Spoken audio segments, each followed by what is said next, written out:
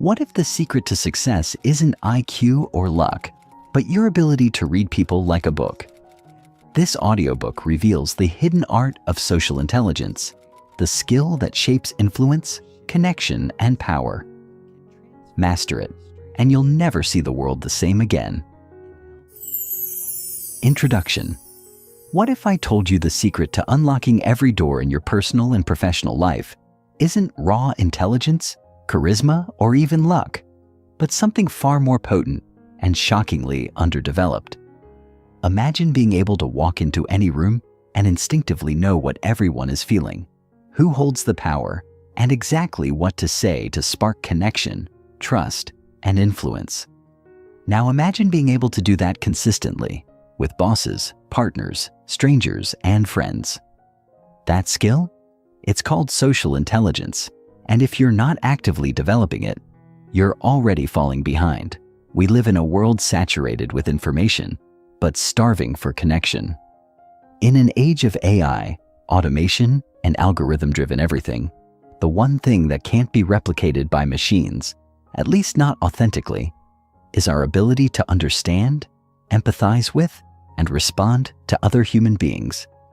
And yet, most of us never learned how to truly read people, interpret subtle social cues, or navigate emotionally charged interactions without guesswork or anxiety. Instead, we fumble through conversations, misread intentions, miss opportunities, and wonder why we feel out of sync in relationships and teams. The truth is, intelligence alone won't get you ahead. Emotional sensitivity is not enough. The real edge, the invisible currency of success, is social intelligence.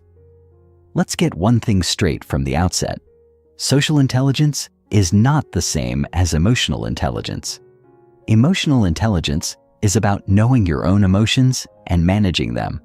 It's personal, inward-focused. Social intelligence is something else entirely. It's external.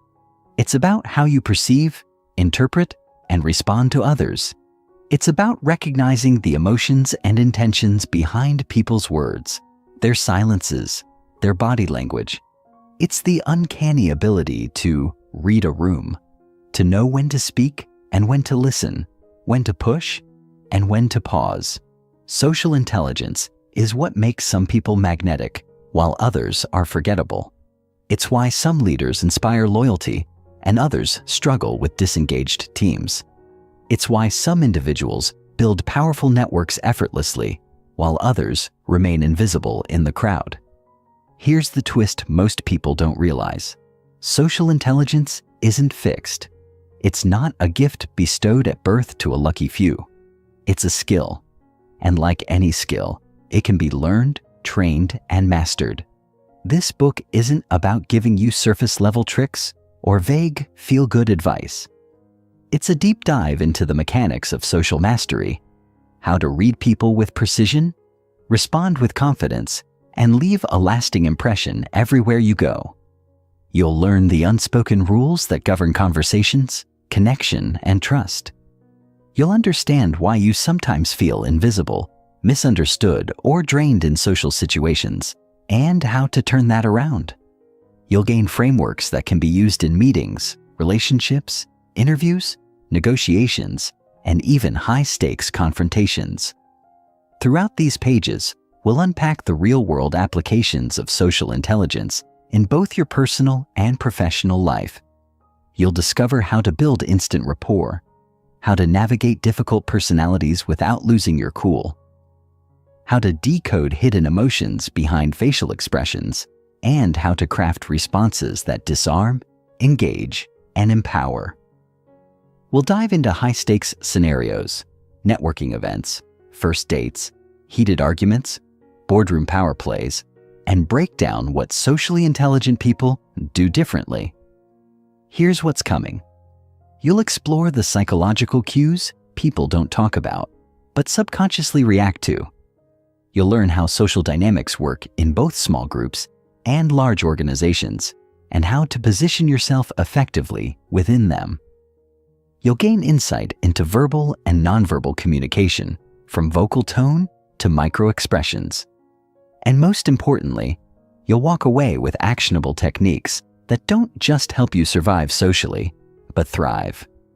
But let me warn you, once you begin developing social intelligence, you'll start seeing the world differently. You'll pick up on what's not being said in conversations. You'll notice how often people speak from insecurity, from fear, from habit. You'll start seeing how miscommunication derails relationships, how manipulation hides behind smiles, and how trust is both fragile and invaluable. You'll begin to see the emotional ecosystem operating underneath every interaction, and you'll know exactly how to navigate it. This book was written for people who are ready to move beyond awkwardness, self-doubt, or social burnout. It's for those who want to speak and be heard, connect and be respected.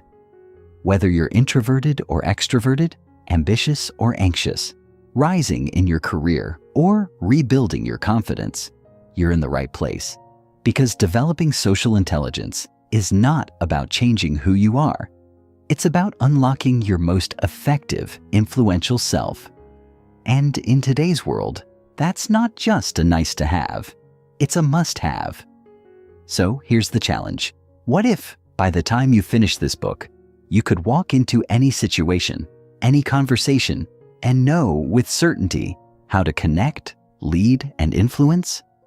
What if you could finally feel at ease in your own skin, knowing you have the tools to navigate any social terrain? If that excites you, or even just sparks the tiniest bit of curiosity, keep reading. Because everything you're about to learn will elevate the way you think, communicate, and connect with the people around you. The transformation starts now. And once you see how powerful this can be, there's no going back. Let's begin. Chapter 1. The Social Brain. The first step in understanding the power of social intelligence is realizing that human beings are, by nature, deeply social creatures. Our brains are not just wired to think and reason. They are specifically designed to connect with other people. This is not an abstract idea, but a scientific reality backed by decades of research into neuroscience and psychology. The brain has developed over millennia in ways that allow us to perceive, interpret, and respond to the emotions and actions of others. This complex system of connections is what we call the social brain. Before diving into the mechanics of the social brain, let's first recognize the sheer magnitude of social interactions in our daily lives. Every conversation you have, every interaction with a colleague, family member, or even a stranger on the street requires the brain to constantly process a vast array of signals, facial expressions, tone of voice, body language, and the unspoken nuances that convey meaning far beyond words. Our brain's ability to decode these signals quickly and accurately is a testament to how deeply we are embedded in a social context. Without this ability, our relationships, whether personal or professional, would be incredibly challenging. In this chapter, we will explore how our brain processes social information, how it allows us to connect with others, and how it shapes our understanding of the world and people around us. By understanding how our brains are hardwired for social interaction, we can unlock the potential of social intelligence and harness it to improve our relationships, our work, and our lives. Understanding the evolutionary roots of the social brain. Our social brains didn't emerge overnight. They are the result of millions of years of evolution. Early humans, like all social animals, needed to form strong bonds with others to survive. Whether in small tribes or larger communities, survival often depended on cooperation and mutual support. This drive for social connection became ingrained in the very structure of our brain. As a result, human beings evolved specialized neural systems that help us navigate the complex web of social interactions. The evolutionary foundation of the social brain can be traced to the development of certain areas of the brain, such as the prefrontal cortex, amygdala, and insula. These brain regions play key roles in processing emotions, reading facial expressions, and understanding social cues. The development of these brain areas helped early humans navigate their social environments, form alliances, and avoid threats. This evolutionary adaptation was crucial for survival, and it laid the foundation for the sophisticated social intelligence we possess today. One of the most fascinating aspects of the human brain is the presence of mirror neurons, which are specialized cells that allow us to empathize with others. When we observe someone performing an action or experiencing an emotion, these neurons fire in our brain as though we were doing the same thing. This enables us to feel what others feel and understand their emotions more deeply. Mirror neurons are a key component of empathy, and they form a vital part of our social brain.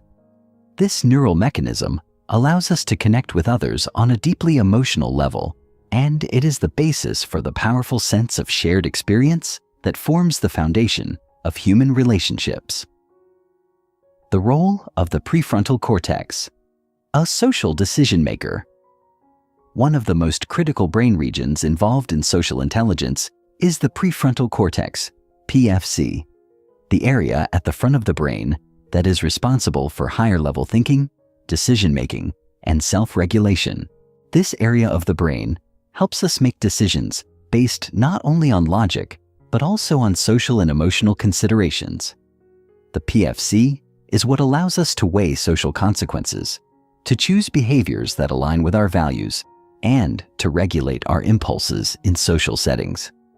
When you meet someone new, the prefrontal cortex is at work.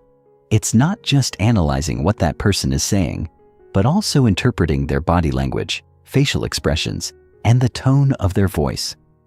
The PFC helps us assess the emotional context of a conversation and decide how to respond. This complex decision-making process often happens in split seconds, demonstrating just how deeply our brain is attuned to social interactions. Over time, these quick assessments become second nature, allowing us to navigate social situations with ease.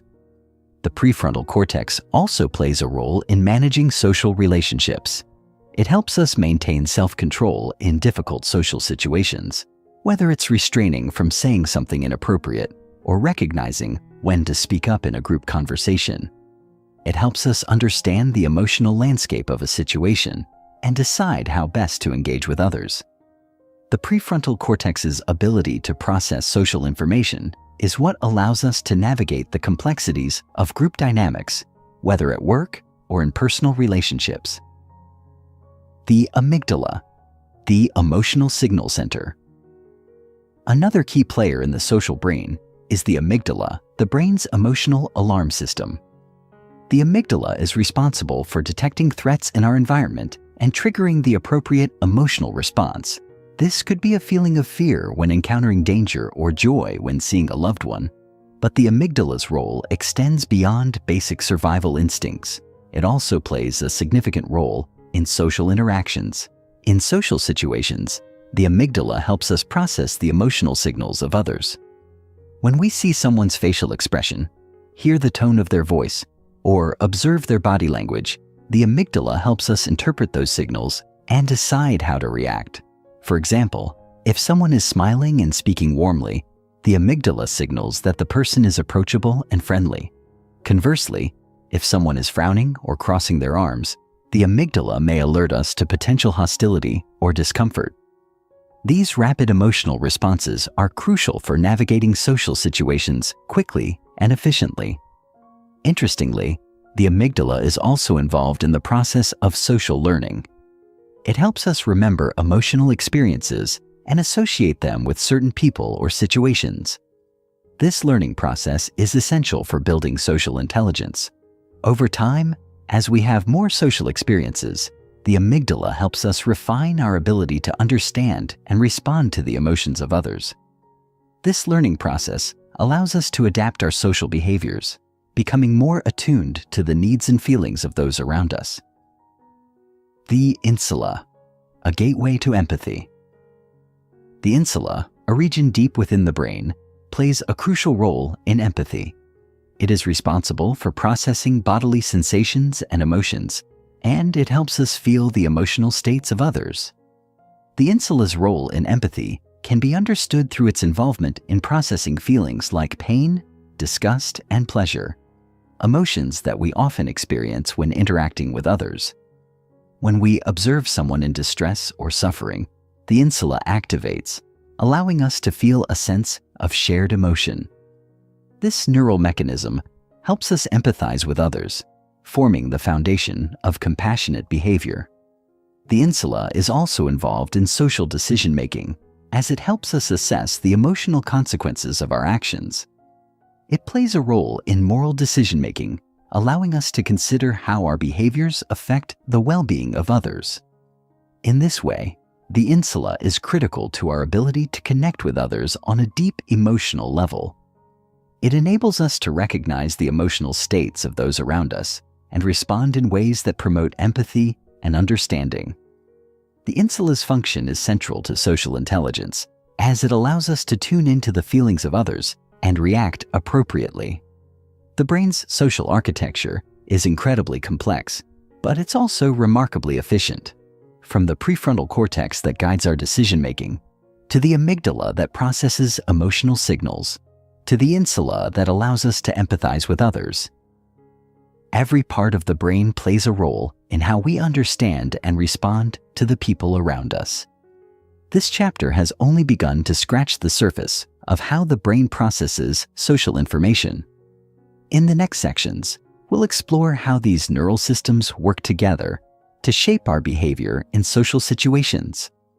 We'll also examine how social intelligence can be developed and refined, and how we can apply this knowledge to improve our relationships and success in both our personal and professional lives.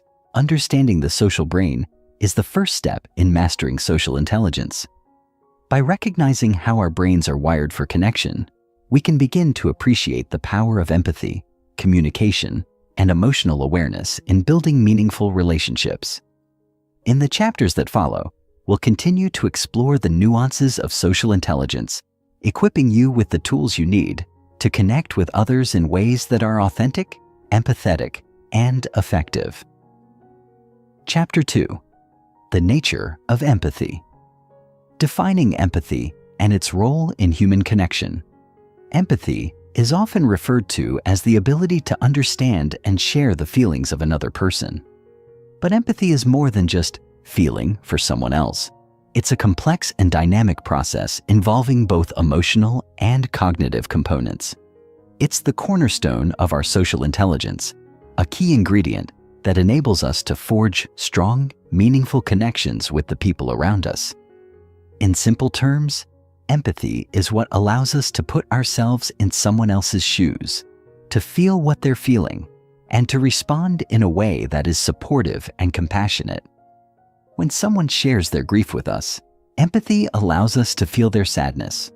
When someone experiences joy, empathy allows us to celebrate with them.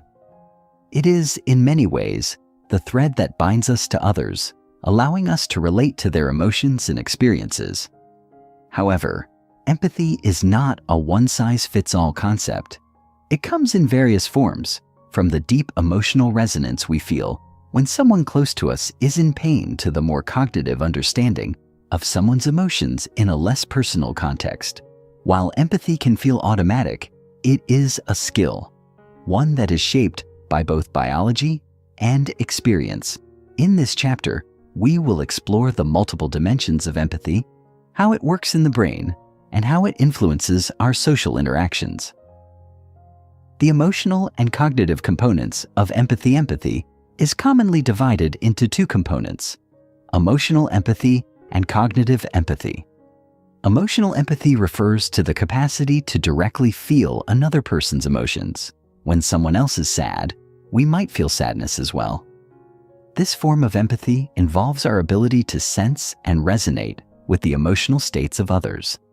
It's what allows us to connect with someone who is grieving or anxious, as we can feel those emotions in our own bodies. Cognitive empathy, on the other hand, is the ability to understand what someone else is going through, even if we don't necessarily feel the same emotions. It's the ability to step back and recognize someone else's emotional state without becoming overwhelmed by it. Cognitive empathy allows us to empathize with someone even if we haven't experienced the same situation they're going through. For example, we may not have experienced a specific type of loss, but cognitive empathy enables us to understand how that loss might feel to someone else. Both forms of empathy are essential in social interactions. Emotional empathy enables us to bond with others on an emotional level, to offer comfort and support in moments of distress. Cognitive empathy, however, allows us to navigate social situations with greater understanding and perspective. By balancing both emotional and cognitive empathy, we can respond to others in ways that are not only compassionate, but also appropriate to the context. The neuroscience of empathy. Empathy is not just a social or emotional phenomenon. It has deep roots in the structure of the brain. At its core, empathy is a brain function, and understanding how the brain facilitates empathy can give us a deeper appreciation for its power in our social lives. The brain regions most involved in empathy include the anterior insula, the anterior cingulate cortex, and the mirror neuron system. The insula, which we briefly touched upon in Chapter 1, plays a significant role in both emotional and cognitive empathy. It is responsible for processing bodily sensations and emotions. The insula is activated when we observe someone in pain or distress, and it enables us to feel that distress in our own bodies. It's as though the insula allows us to mirror another person's emotional state, which is why it's often referred to as the empathy center of the brain. The anterior cingulate cortex, ACC, also plays a crucial role in empathy, especially in terms of emotional regulation. When we experience empathy for someone else, the ACC helps us process those emotions and decide how to respond. It enables us to modulate our emotional reactions, ensuring that we don't become overwhelmed by the emotions of others. This regulation is important because it helps prevent emotional burnout or the inability to respond in a helpful way. Perhaps the most fascinating aspect of empathy at the neurological level is the role of mirror neurons. Mirror neurons are specialized brain cells that fire both when we perform an action and when we observe someone else performing the same action. These neurons form the basis for our ability to understand the emotions and intentions of others. When we see someone smiling, our mirror neurons fire as though we are smiling ourselves. When we witness someone in pain, the same neurons fire, allowing us to feel their discomfort. Mirror neurons provide the foundation for both emotional and cognitive empathy, enabling us to resonate with others' experiences and emotions. The impact of empathy on social behavior. Empathy has a profound impact on how we behave in social situations. It guides our actions, informs our decisions, and influences our relationships in subtle but powerful ways. When we empathize with someone, we are more likely to engage in prosocial behaviors, actions that benefit others and promote social harmony. For instance, when we see someone in distress, our empathy often motivates us to offer support or help. This could be as simple as offering a comforting word, providing physical assistance, or offering our time and attention. Empathy drives us to care for others, to act in ways that foster connection and understanding. This is not just a moral or ethical choice. It's an instinctual emotional response that is embedded in the very fabric of our social brains. Empathy also plays a key role in conflict resolution. When we understand the emotions and perspectives of others, we are better equipped to de-escalate tense situations and find common ground. For example, in a disagreement, empathizing with the other person's feelings can help us navigate the conversation with compassion and respect. Rather than reacting defensively or aggressively, empathy enables us to respond in a way that promotes mutual understanding and collaboration. Moreover, empathy is critical to building and maintaining relationships. It's the glue that holds friendships, partnerships, and familial bonds together. By regularly showing empathy, we signal to others that we care about their well-being and are attuned to their emotional needs. In turn, this fosters trust, loyalty, and deeper emotional connection. Empathy allows us to be present with others in meaningful ways, helping us create stronger, more supportive relationships. The limits and challenges of empathy. While empathy is an essential skill for building social connections, it does have its limits. Sometimes, we may find ourselves emotionally overwhelmed by the pain or distress of others. This is known as empathic distress or compassion fatigue. When we feel too deeply for someone else, it can be challenging to maintain the emotional balance necessary to respond effectively.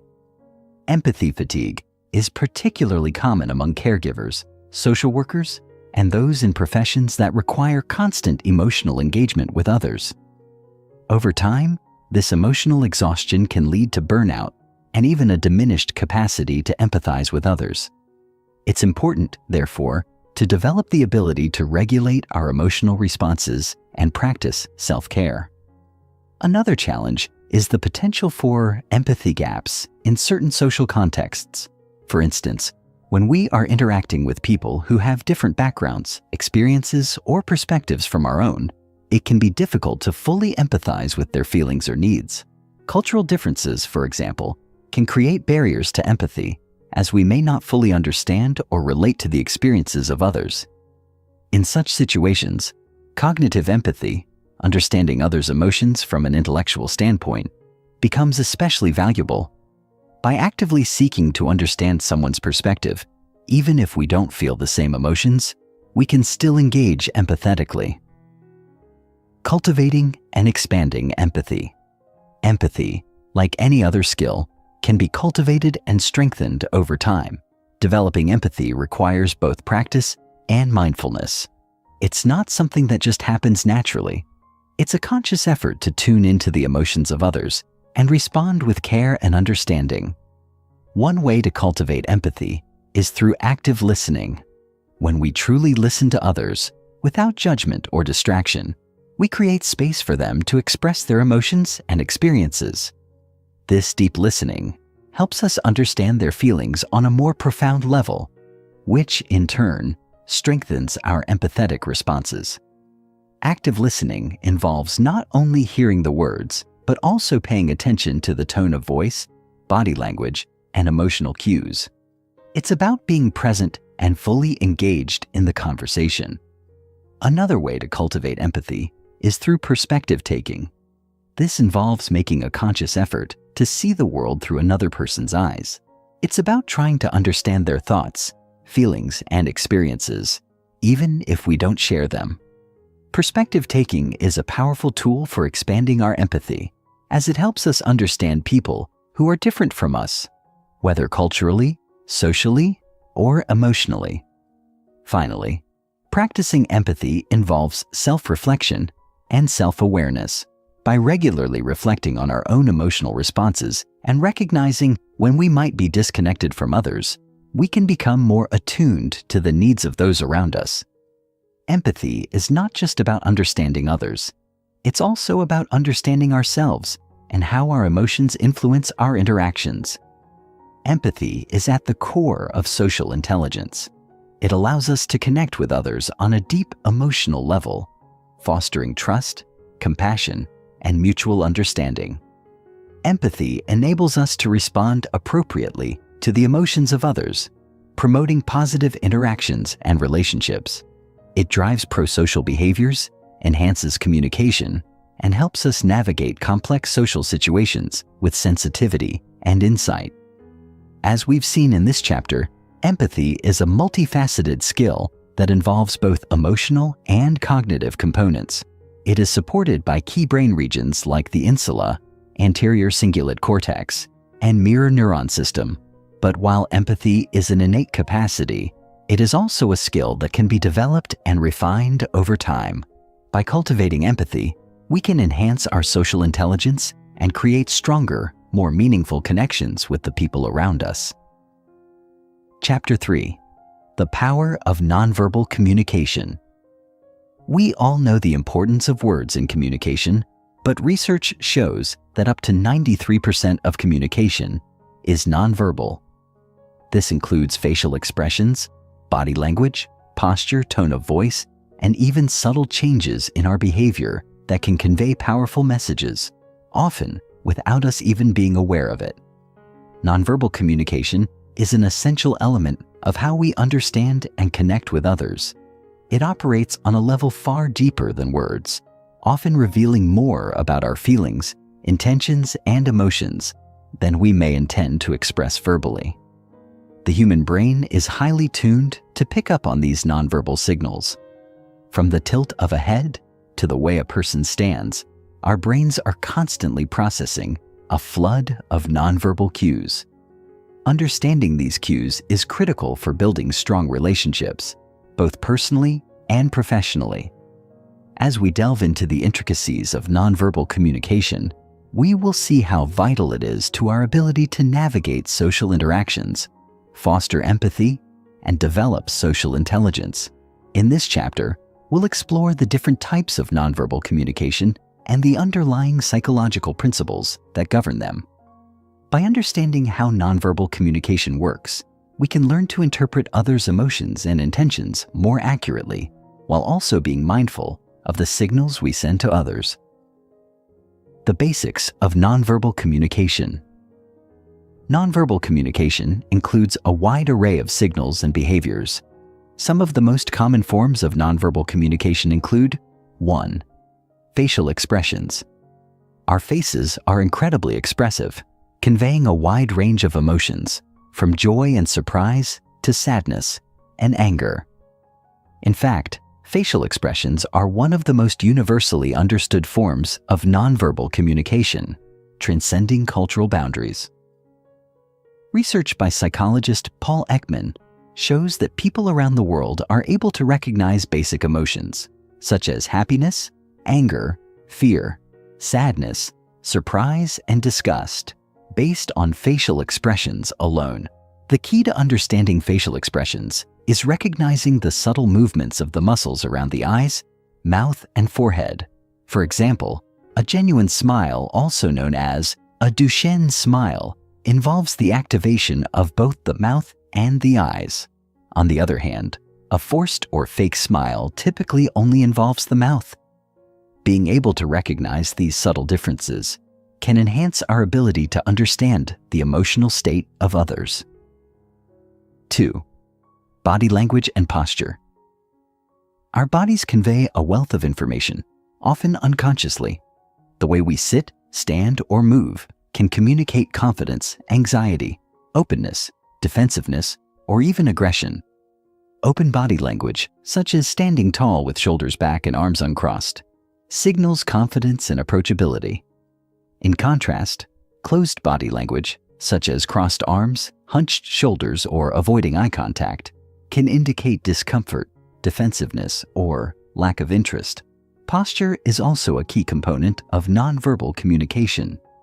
Leaning in during a conversation can signal engagement and interest, while leaning away can suggest boredom or a desire to distance oneself.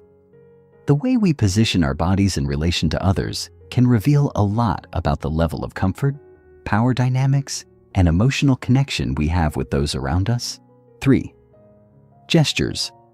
We often use hand gestures to emphasize our words or convey meaning. These gestures can be both cultural and universal. For instance, a thumbs up is generally understood as a sign of approval in many cultures, while a wave signifies a greeting or farewell. However, the meanings of some gestures can vary widely between cultures. For example, the gesture of crossing one's fingers to indicate hope or good luck may be understood in one culture but not in another.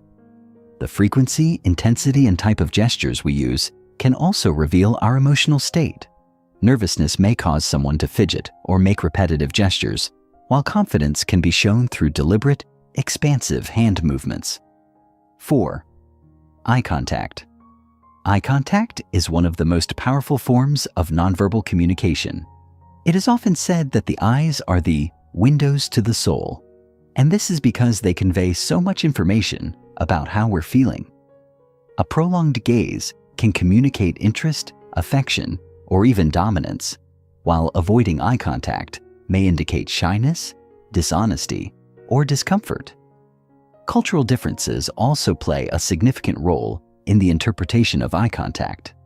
In some cultures, maintaining eye contact is seen as a sign of respect and attentiveness, while in others, too much eye contact may be perceived as confrontational or rude.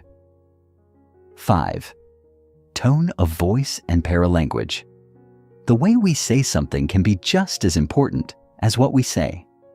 Tone of voice, pitch, rate of speech, and volume all fall under the category of paralanguage, nonverbal elements of speech that convey emotional nuances. For example, speaking in a high-pitched, fast tone may indicate excitement or anxiety, while a slow, deep tone may suggest calmness or authority. Paralanguage can also convey sarcasm, affection, or irritation. The same sentence spoken with a different tone can convey an entirely different message. Therefore, listening to the tone and rhythm of speech is essential for understanding the true meaning behind a statement.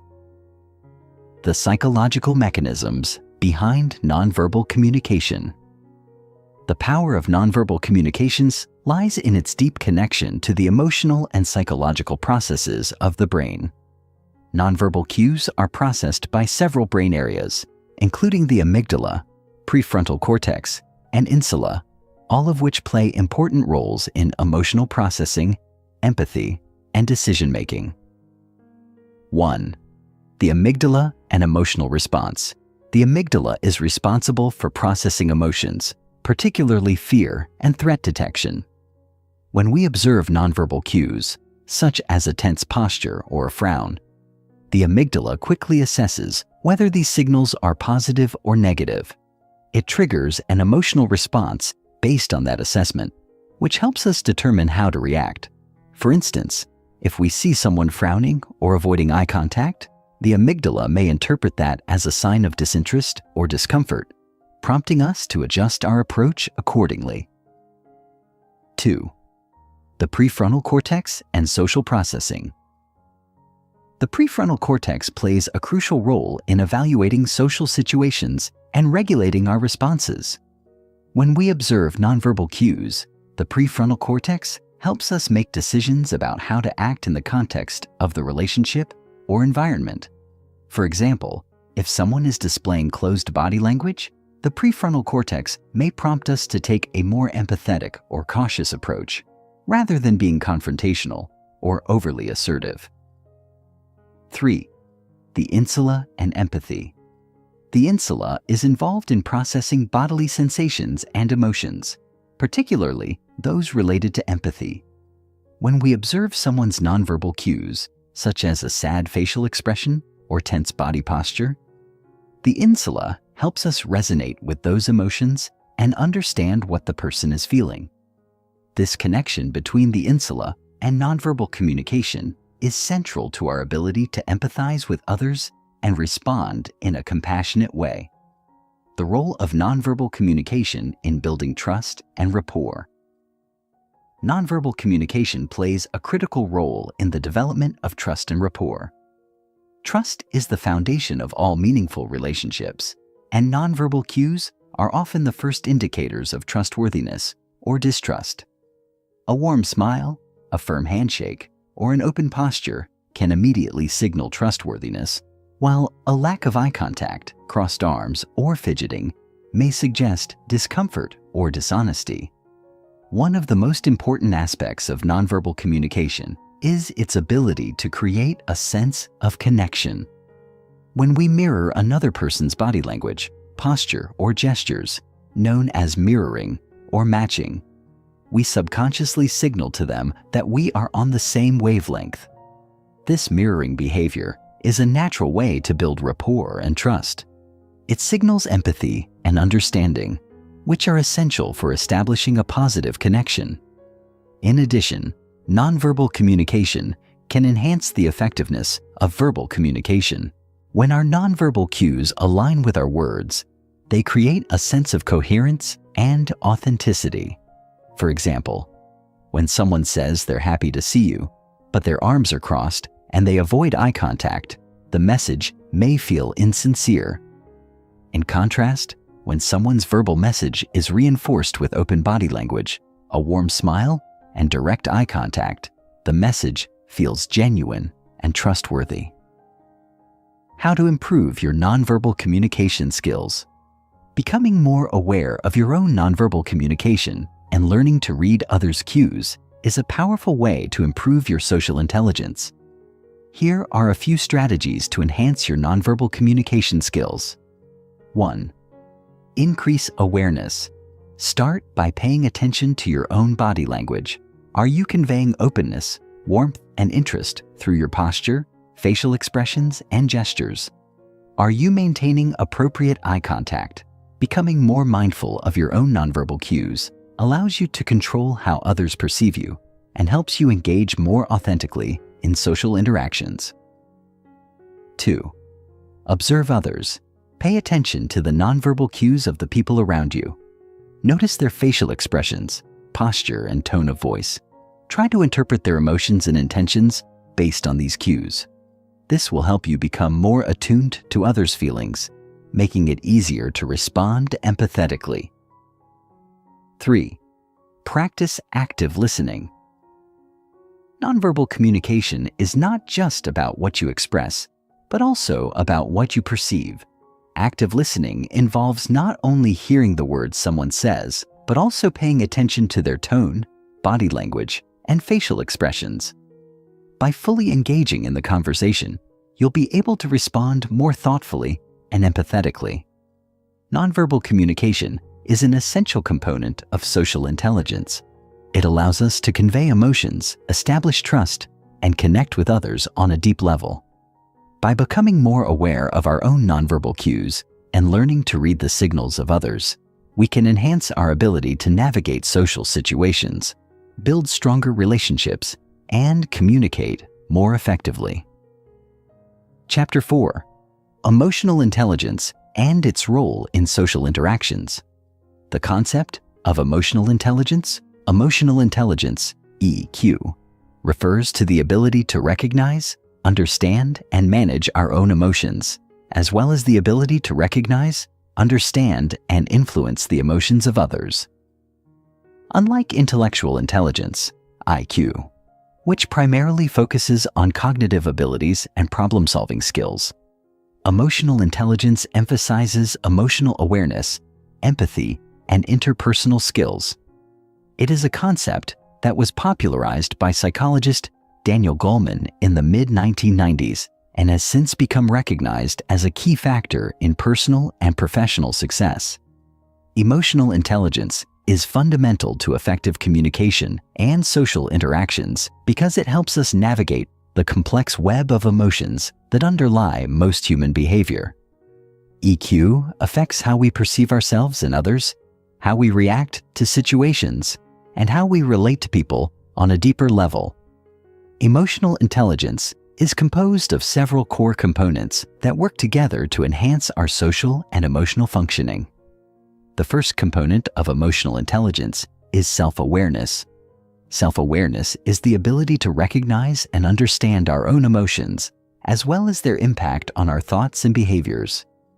When we are self-aware, we can accurately assess how we are feeling and why we feel that way, which allows us to respond more thoughtfully to situations and interactions.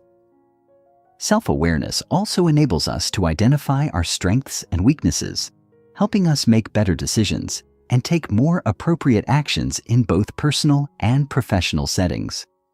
The second component is self-regulation, which refers to the ability to control and manage our emotions, especially in stressful or challenging situations. Self-regulation is essential for maintaining emotional balance and composure when faced with conflict, frustration, or other difficult emotions. People with high emotional intelligence are skilled at managing their impulses, remaining calm under pressure, and making thoughtful, deliberate decisions, rather than reacting impulsively to their emotions. The third component is motivation, which involves setting and working toward goals that align with our values and desires. Emotionally intelligent individuals are generally more motivated, resilient, and committed to their objectives, as they have the emotional awareness and self-regulation skills to persevere in the face of obstacles. They are also more likely to maintain a positive attitude and exhibit a strong sense of drive, even during difficult times.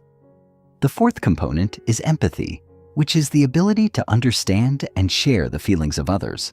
Empathy is crucial for building strong relationships, as it allows us to connect with others on an emotional level, offering support and understanding when they need it most. People with high empathy are able to listen attentively, recognize emotional cues, and respond in a compassionate and constructive manner. The fifth and final component of emotional intelligence is social skills, which encompass the ability to communicate effectively, build relationships, and work collaboratively with others. Social skills are the practical application of emotional intelligence, as they involve using our emotional awareness and empathy to navigate social interactions, resolve conflicts, and influence others in a positive way. How emotional intelligence impacts social interactions. Emotional intelligence plays a pivotal role in our social interactions, shaping the way we connect with others, manage conflicts, and build relationships. At its core, EQ allows us to tune into the emotional undercurrents that influence social dynamics, making it easier to understand the motivations, concerns, and needs of others. In many ways, emotional intelligence serves as a kind of social radar, helping us pick up on subtle emotional signals and respond accordingly. For example, when we interact with someone, we don't just listen to their words. We also pay attention to their tone of voice, body language, and facial expressions. These nonverbal cues convey important emotional information that can guide our responses. People with high emotional intelligence are particularly adept at reading these cues, allowing them to navigate social situations with greater ease and confidence. They can recognize when someone is feeling anxious, frustrated, or sad, and adjust their behavior to be more supportive or empathetic. In contrast, individuals with low emotional intelligence may struggle to pick up on these emotional signals, leading to misunderstandings or awkward interactions. One of the key ways that emotional intelligence enhances social interactions is through the development of empathy. Empathy is the ability to put ourselves in someone else's shoes and truly understand their emotional experience. It goes beyond sympathy, which involves feeling pity or sorrow for someone. Empathy involves connecting with their feelings and sharing in their emotional journey. Empathy is a fundamental aspect of emotional intelligence because it allows us to build rapport, establish trust, and deepen our relationships with others. When we show empathy, we create a sense of emotional safety and understanding, which encourages others to open up and engage with us. This is particularly important in both personal and professional relationships, where trust and communication are essential for success. People who are empathetic tend to be better listeners, more considerate in their responses, and more attuned to the needs of others. They are also more likely to engage in prosocial behaviors, such as offering support or assistance, which strengthens social bonds and fosters cooperation. Emotional intelligence also plays a critical role in conflict resolution.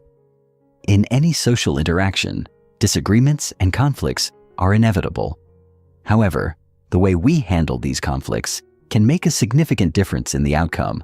People with high emotional intelligence are generally more skilled at managing conflict because they can regulate their emotions and approach the situation with a calm, measured mindset. Rather than reacting impulsively or aggressively, they take the time to understand the perspectives of all parties involved and seek a constructive resolution. They are able to de-escalate tense situations, facilitate productive conversations, and find common ground, even when emotions are running high. In contrast, individuals with low emotional intelligence may become defensive, argumentative, or dismissive during conflicts, which can lead to further tension and damage to the relationship.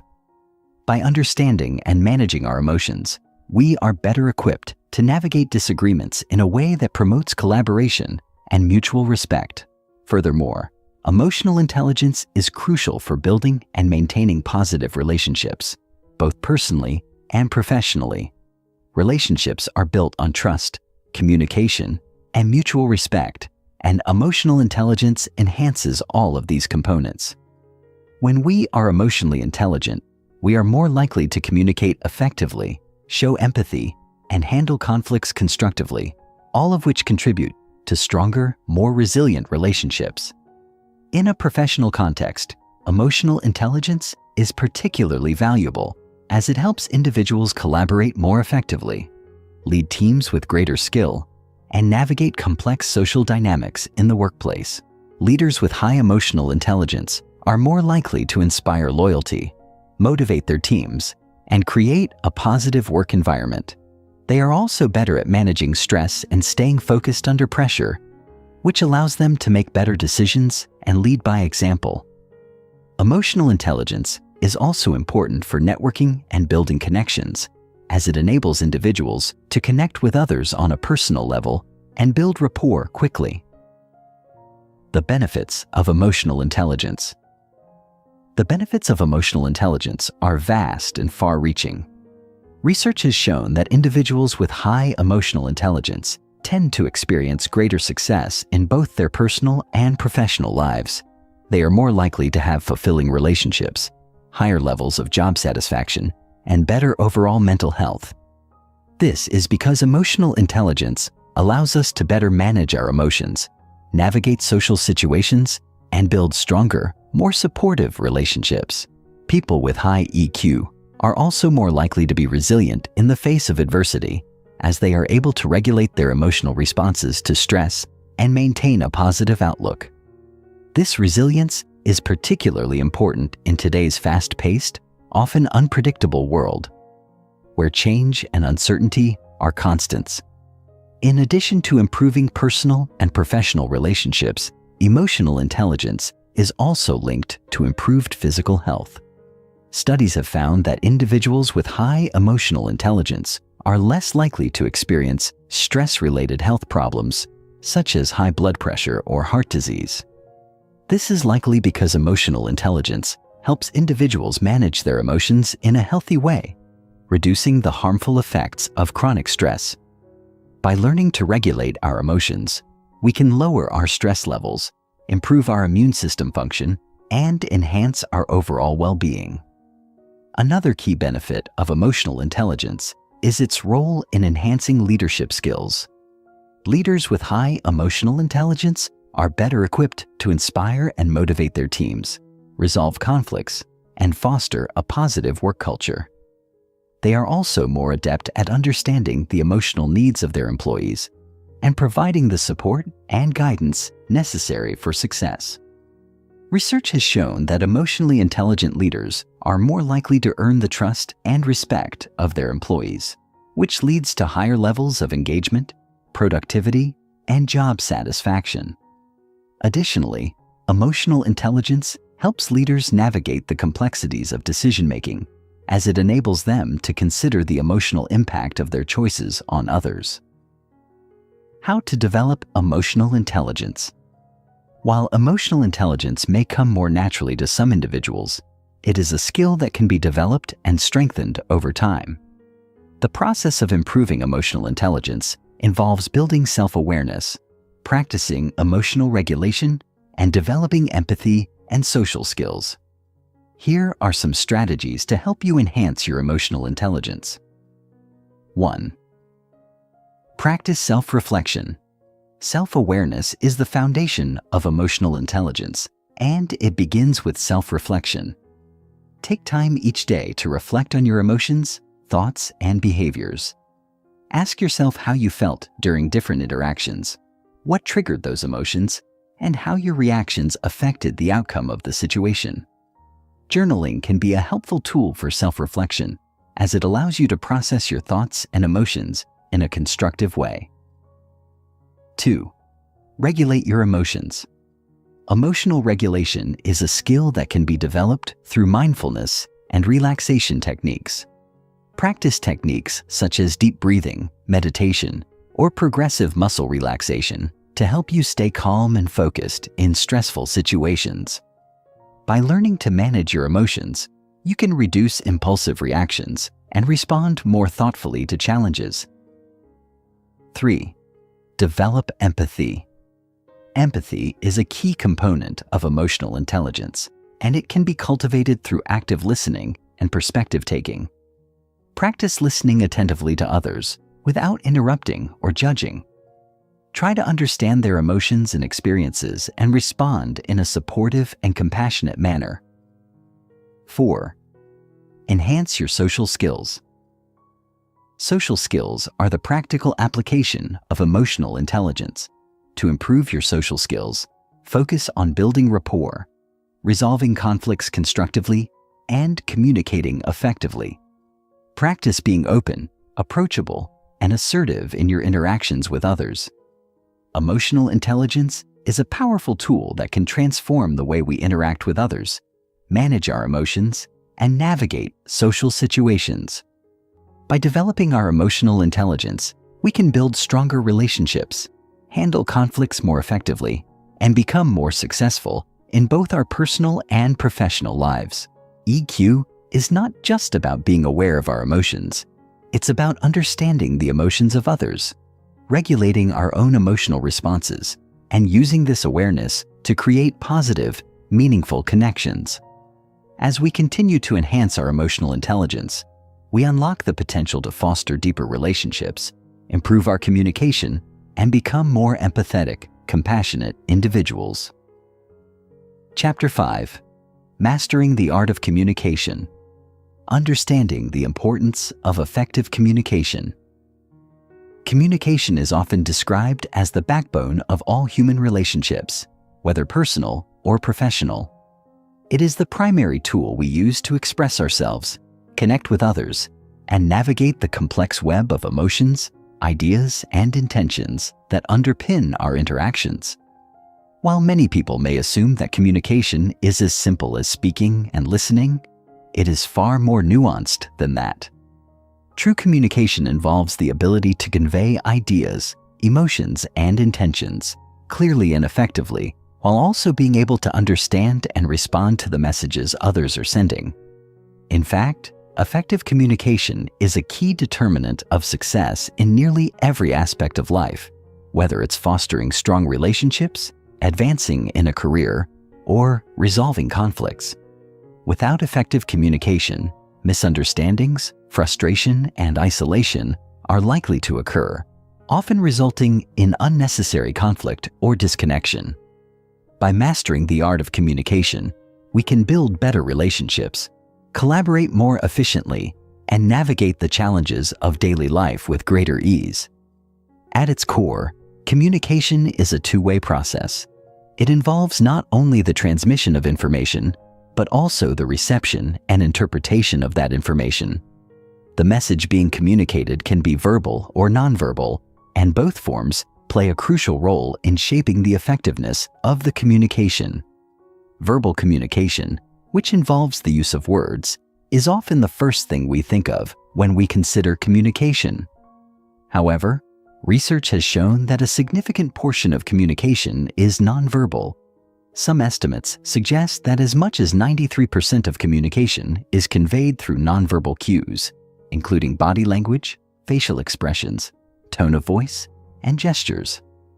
This means that even when we are not speaking, we are still sending powerful messages to those around us. It is essential to be aware of both verbal and nonverbal elements of communication, as they work together to convey meaning and influence the impact of our messages. When both are in alignment, communication is more likely to be effective and engaging. But when they are mismatched, confusion and misinterpretation can occur. Effective communication also requires a level of emotional intelligence. Being emotionally aware of ourselves and others allows us to choose our words carefully, respond empathetically, and engage in active listening. This requires us to be fully present during conversations, not just passively receiving information, but also engaging with it. It is important to remember that communication is not a one-way street.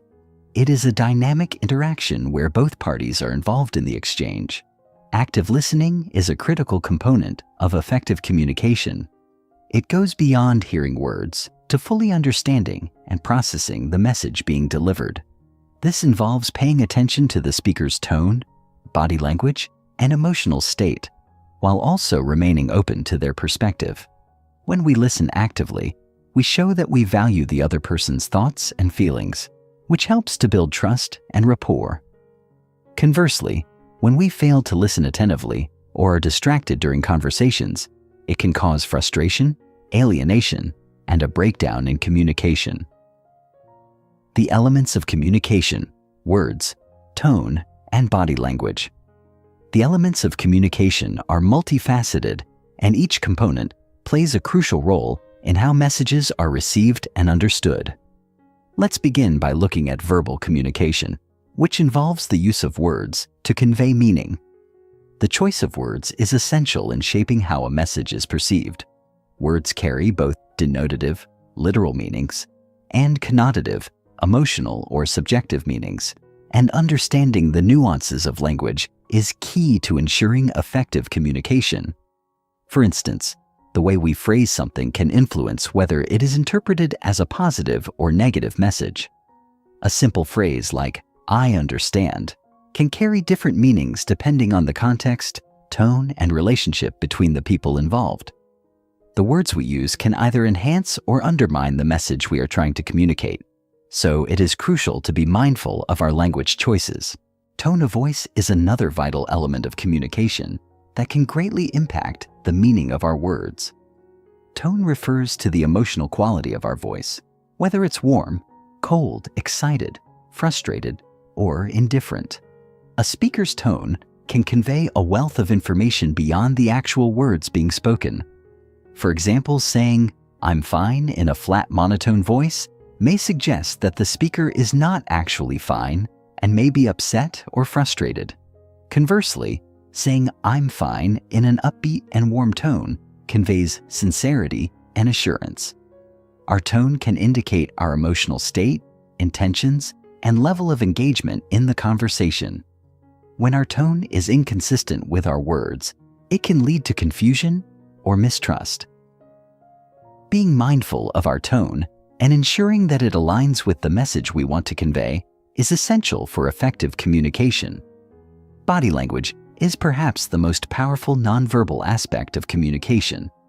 It encompasses all the physical gestures, movements, and postures that convey information about how we are feeling and what we are thinking. Body language includes facial expressions, eye contact, posture, gestures, and even the distance we maintain from others during conversations. These cues can provide additional context and meaning to the words we speak. For example, maintaining eye contact during a conversation shows attentiveness and respect, while avoiding eye contact may signal discomfort, disinterest, or dishonesty. Crossed arms may suggest defensiveness or discomfort, while an open posture can convey openness and receptivity.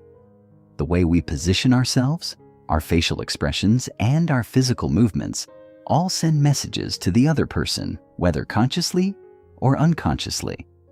In fact, body language often communicates more about our true feelings than the words we say, which is why it is essential to be aware of the signals we are sending through our physical actions.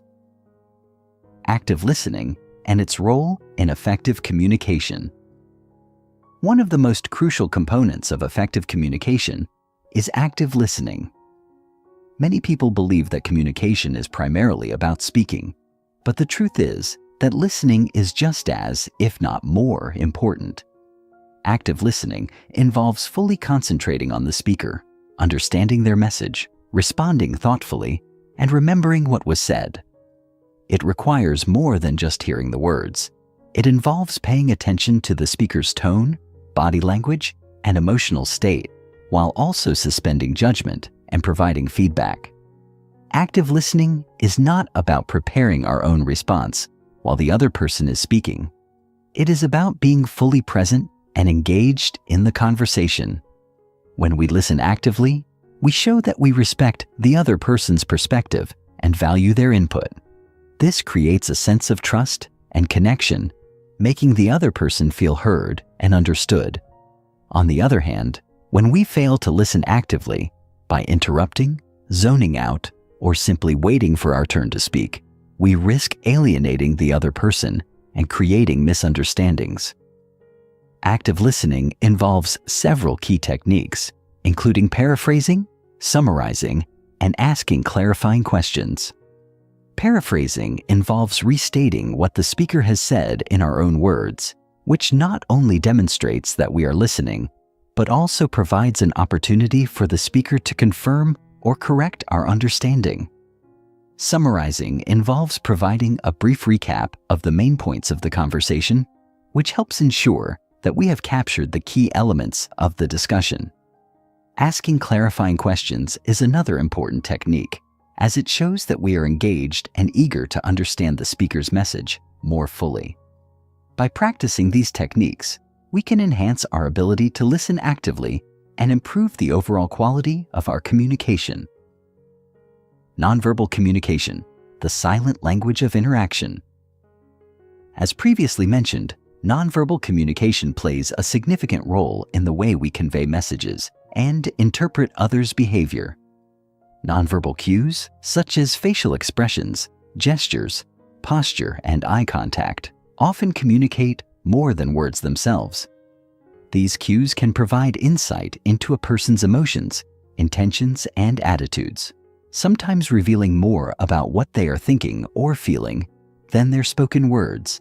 In fact, research suggests that up to 93% of communication is nonverbal, with 55% of communication coming from body language, 38% from tone of voice, and only 7% from the actual words used. Given the powerful influence of nonverbal communication, it is essential to pay attention to these cues, both in ourselves and in others. One of the most important aspects of nonverbal communication is body language, which can convey a range of emotions and attitudes. For example, crossed arms may indicate defensiveness or resistance, while an open posture suggests openness and receptivity.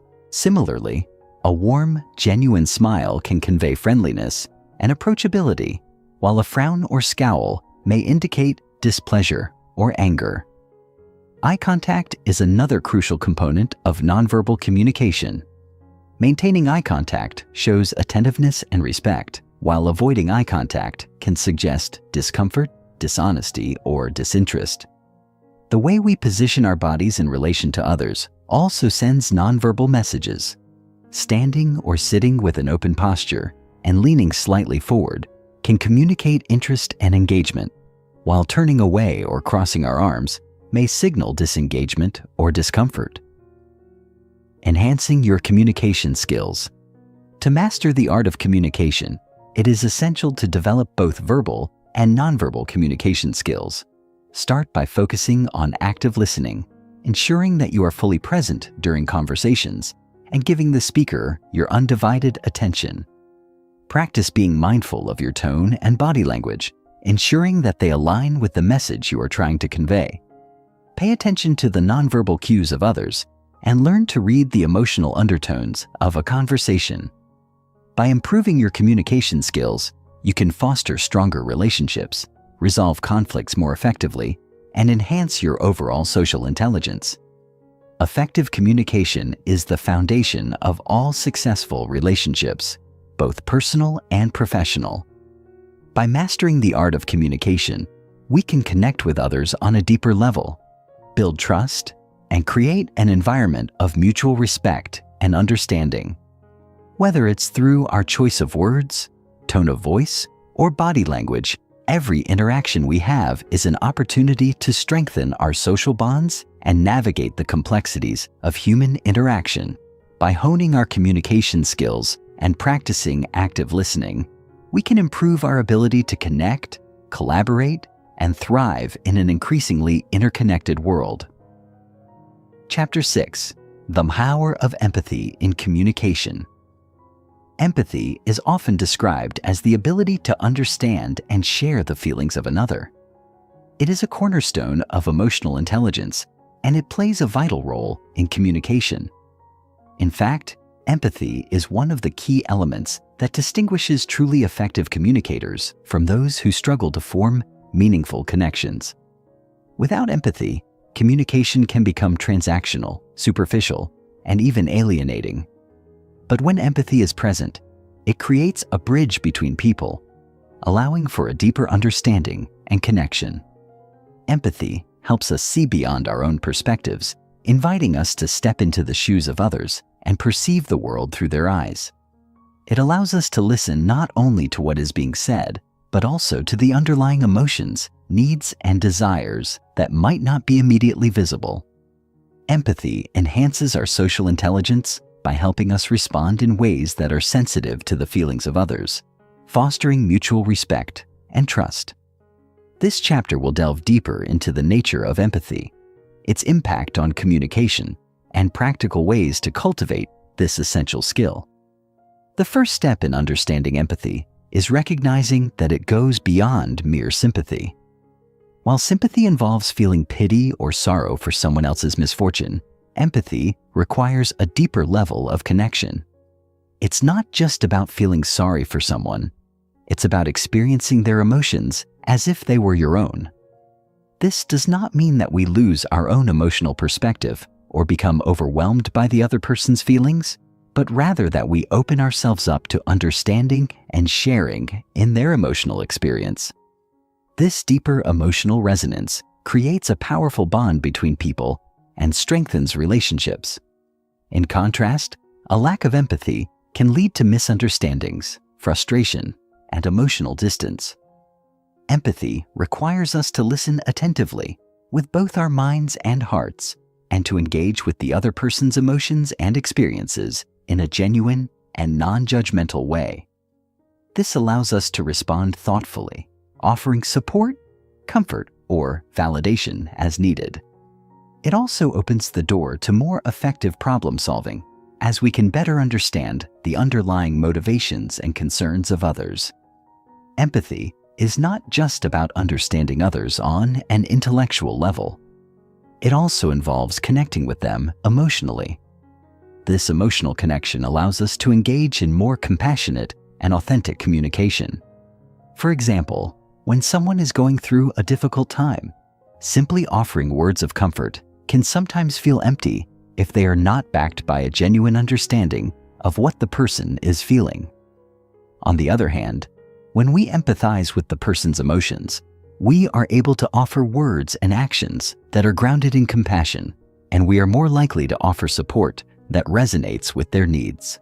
Empathy allows us to meet others where they are emotionally, making it easier to build rapport and foster trust. It is through empathy that we are able to communicate in a way that feels human rather than transactional, and to connect on a deeper level with those around us. The two types of empathy: cognitive and emotional. There are two primary types of empathy: cognitive empathy and emotional empathy. Each type plays a distinct role in communication, and both are important for building strong, meaningful relationships.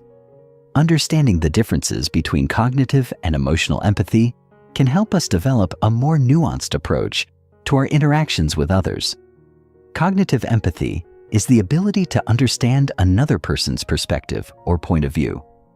It involves recognizing and grasping the thoughts, beliefs, and intentions of others. In other words, cognitive empathy allows us to put ourselves in someone else's shoes intellectually, understanding their reasoning and worldview. This type of empathy is particularly useful in situations that require problem solving, conflict resolution, or negotiation. For example, when a colleague presents a differing opinion, cognitive empathy enables us to understand their argument and the reasons behind it, even if we don't agree. This understanding allows us to engage in a more productive and respectful discussion, rather than resorting to defensiveness or aggression. Cognitive empathy is also crucial in professional environments, where it helps us work collaboratively with diverse teams, communicate effectively with clients, and navigate the complexities of social dynamics. It allows us to engage with others' ideas and perspectives without judgment, making it easier to find common ground and build consensus. On the other hand, emotional empathy involves feeling what another person is feeling. It is the ability to share in the emotional experience of others, such as feeling their joy, sadness, frustration, or fear. Emotional empathy allows us to connect with others on a deep, visceral level, enabling us to respond with genuine compassion and care. This type of empathy is particularly important in personal relationships, as it fosters emotional intimacy and understanding. For example, when a friend is grieving the loss of a loved one, emotional empathy allows us to feel their pain and offer support that comes from a place of shared emotion. Emotional empathy also plays a crucial role in comforting others during times of distress, as it enables us to offer validation and emotional support that meets the person's needs. However, emotional empathy can also be challenging at times, as it requires us to confront and feel the emotions of others, which can be overwhelming or difficult. Balancing emotional empathy with cognitive empathy, understanding someone's feelings while also maintaining our own emotional boundaries, is key to maintaining healthy relationships and preventing emotional burnout. The role of empathy in building trust and connection. Empathy is a fundamental driver of trust and connection in relationships. When we demonstrate empathy, we signal to others that we are attuned to their feelings and needs, and that we care about their well-being. This creates an environment of psychological safety, where people feel comfortable expressing themselves without fear of judgment or rejection. Trust is the foundation of all strong relationships, and empathy is one of the key ingredients in building and maintaining that trust. When people feel understood and valued, they are more likely to open up, be honest, and engage in meaningful communication. Conversely, when empathy is lacking, communication can become strained, leading to misunderstandings, frustration, and disconnection. Empathy fosters a sense of belonging and validation. When someone feels that their emotions are recognized and understood, they are more likely to feel connected to the other person and to trust them. This is especially important in personal relationships, where emotional intimacy is a key factor in building lasting bonds. Empathy helps create a space where both parties can be vulnerable, share their thoughts and feelings, and engage in authentic communication. In professional settings, empathy can also enhance collaboration and teamwork. When colleagues empathize with one another, they are more likely to support each other, work together to solve problems, and create a positive work environment. This sense of connection and mutual understanding can lead to greater productivity, creativity, and job satisfaction. Empathy also plays a crucial role in conflict resolution. When we are able to empathize with the emotions and perspectives of others, we are better equipped to handle disagreements and find solutions that satisfy everyone involved. Instead of focusing on winning or being right, empathy encourages us to listen with an open mind and seek understanding.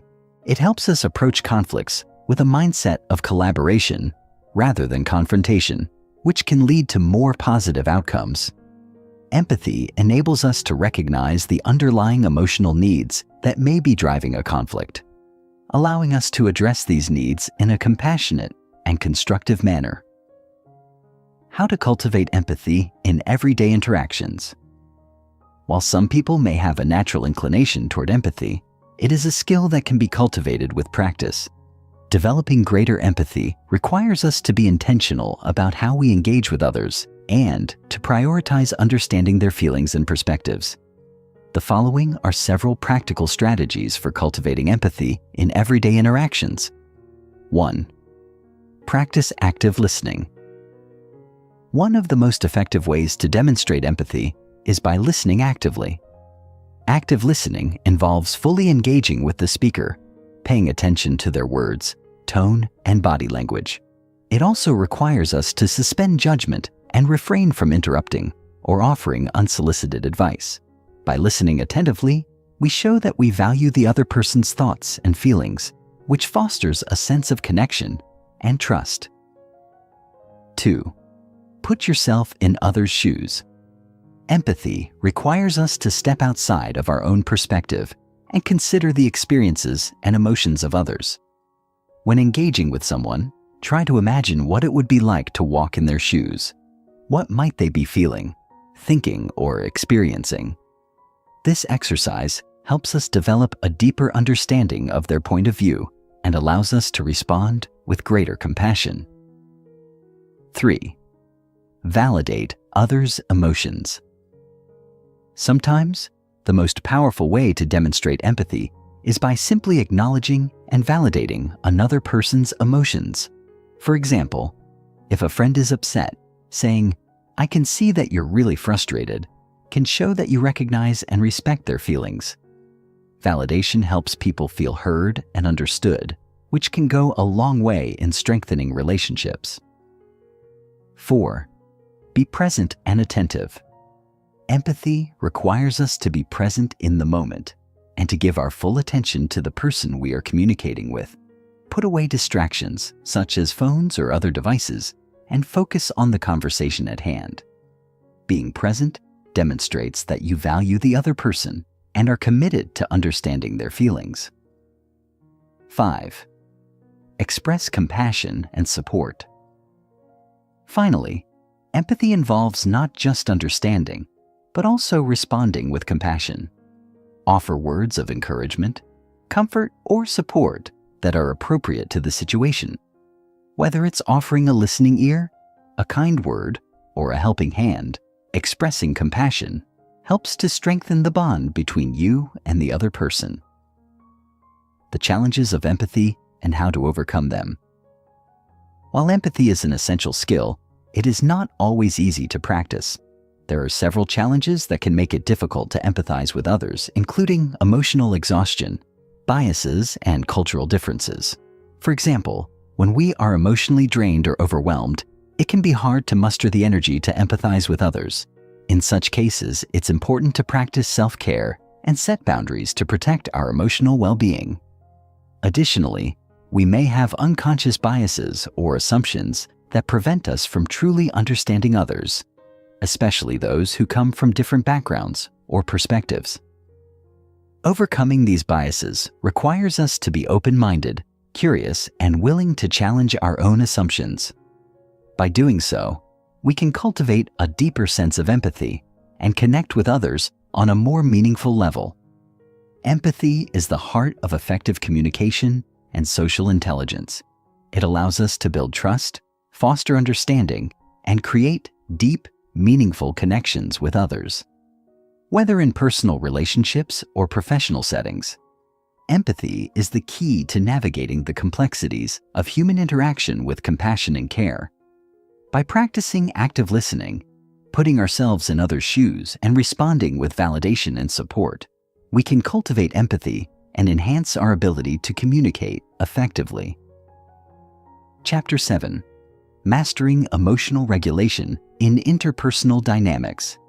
The pillar of emotional self-awareness. Emotional regulation begins with emotional self-awareness.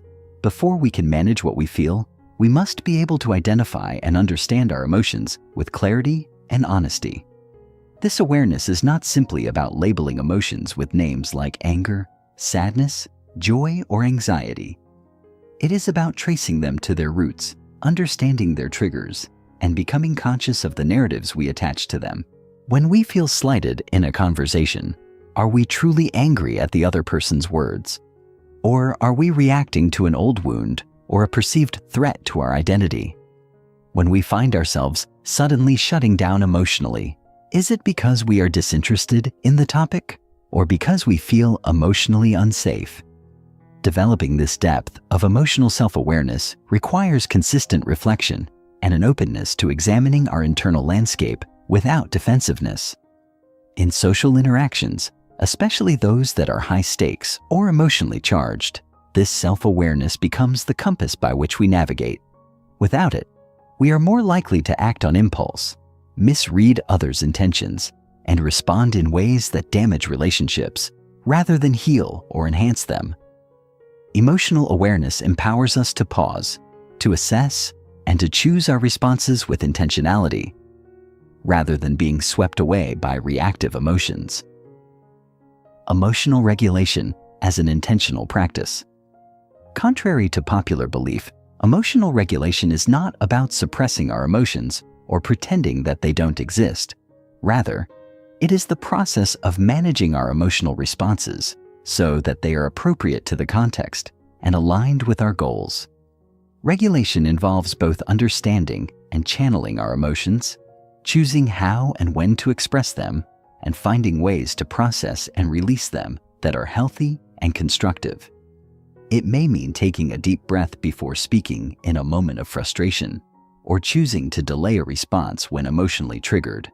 It may involve expressing disappointment without blame, or asserting a boundary with calm confidence rather than passive aggression. Effective emotional regulation also includes strategies like reframing negative thoughts, engaging in physical movement to release tension, and practicing mindfulness to ground ourselves in the present. As we engage in this practice regularly, it becomes more intuitive. Our emotional reactions no longer control us. Instead, we learn to work with our emotions as signals, rather than as obstacles. This intentionality transforms how we relate to others, helping us become more trustworthy, consistent, and resilient partners in communication. The role of emotional regulation in de-escalating conflict. When conflict arises, and inevitably it will in any meaningful relationship, emotional regulation becomes a critical skill. In emotionally charged situations, we are often tempted to defend ourselves, lash out, shut down, or retreat. These reactions are natural, rooted in the body's stress response system. However, unregulated emotional reactions often escalate conflict rather than resolve it. Regulating our emotions allows us to stay calm under pressure, to think clearly even when tension is high, and to respond rather than react. Imagine a heated disagreement with a friend. If one person raises their voice, the natural impulse might be to match their volume or shut down in retreat. But with regulation, we can pause, breathe, and choose a different path, perhaps lowering our tone, naming the emotion in the room, or expressing our desire to find common ground. This doesn't mean suppressing our frustration or invalidating our own needs. Rather, it means being intentional about how we express those feelings. When one person in a conflict maintains emotional regulation, it can help soothe the tension and invite the other person into a calmer, more productive dialogue. This de-escalation can preserve relationships, repair ruptures, and build mutual respect over time. Building tolerance for emotional discomfort. One of the hidden aspects of emotional regulation is the development of emotional tolerance, the capacity to sit with uncomfortable feelings without needing to immediately fix, escape, or avoid them. In the realm of social intelligence, this is crucial. Interpersonal situations often evoke discomfort, the awkwardness of confrontation, the vulnerability of asking for what we need, the uncertainty of being misunderstood, or the sadness of witnessing someone else's pain. If we are unable to tolerate these emotions, we may avoid important conversations, offer superficial responses, or detach emotionally. Emotional tolerance allows us to stay present with discomfort long enough to move through it rather than around it. For example, if a team member criticizes our work in a meeting, the initial wave of embarrassment or defensiveness may be strong. But with emotional tolerance, we can sit with that discomfort, remind ourselves that it is temporary, and respond in a way that keeps the relationship intact, perhaps by thanking them for the feedback and expressing our willingness to improve. Over time, as we build this tolerance, we become less afraid of difficult emotions and more adept at navigating them with grace. This expands our emotional resilience and makes us more grounded, mature communicators. Regulating emotions to enhance empathic presence. Regulating our emotions is not only about managing our own inner experience, It also has a profound impact on how present and attuned we can be to others. When our internal emotional world is chaotic or overwhelming, it's difficult to fully engage with another person's reality. Emotional regulation creates internal space for listening, for curiosity, and for empathy. For example, if we enter a conversation anxious and self-absorbed, we may miss subtle cues that indicate the other person is upset or struggling. We may interpret their responses through the lens of our own stress rather than hearing them accurately. But when we are calm, regulated, and grounded, we can be fully present. We can attune ourselves to the rhythms of another person's speech, the shifts in their tone, the emotions behind their words. This presence is a gift. It tells the other person, "I see you. I'm here with you. I care." In this way, regulation becomes the bedrock of empathy and connection. Without it, we may react from projection or defensiveness. With it, we respond from understanding and care, navigating power dynamics through emotional control. Emotional regulation becomes even more important in situations involving power dynamics, whether in leadership, mentoring, parenting, or negotiations. When we hold a position of authority, our emotional responses carry greater weight. A manager who snaps at an employee in frustration can shatter morale for days. A parent who explodes in anger may cause deep emotional wounds. Conversely, when leaders regulate their emotions, they model maturity and self-control, creating a culture of respect and psychological safety.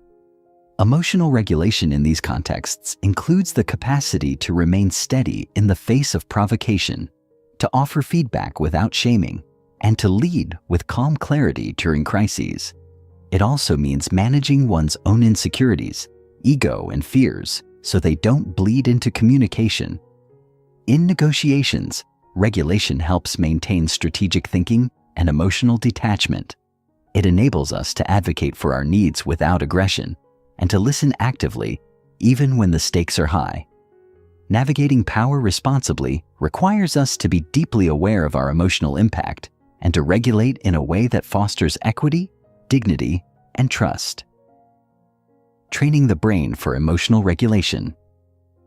The good news is that emotional regulation is a trainable skill. The brain's neuroplasticity means that, with consistent practice, we can rewire our responses and build new emotional habits. Techniques such as mindfulness meditation, journaling, deep breathing, and body-based awareness practices are powerful tools for cultivating regulation. Mindfulness, for example, trains us to observe our thoughts and emotions without judgment, which weakens their grip on us. Journaling allows us to process emotions through reflection and insight. Deep breathing activates the parasympathetic nervous system, calming the body's stress response and restoring a sense of safety. Over time, these practices strengthen the prefrontal cortex, the part of the brain responsible for impulse control, decision-making, and emotional modulation, and quiet the amygdala, which governs fear and reactivity. With regular practice, we become less reactive, more centered, and more capable of maintaining emotional equilibrium in the face of stress. This neurological resilience directly enhances our social intelligence, allowing us to stay present, composed, and effective in our interactions. Real-world applications of emotional regulation. Let's consider how these principles of emotional regulation apply in everyday scenarios. In romantic relationships, moments of misunderstanding can easily spiral into conflict if both partners are emotionally reactive. But if even one person can pause, take a breath, and express their feelings calmly and vulnerably, the dynamic often shifts dramatically. "I feel hurt when you cancel plans without letting me know" is vastly more effective than "you never respect my time."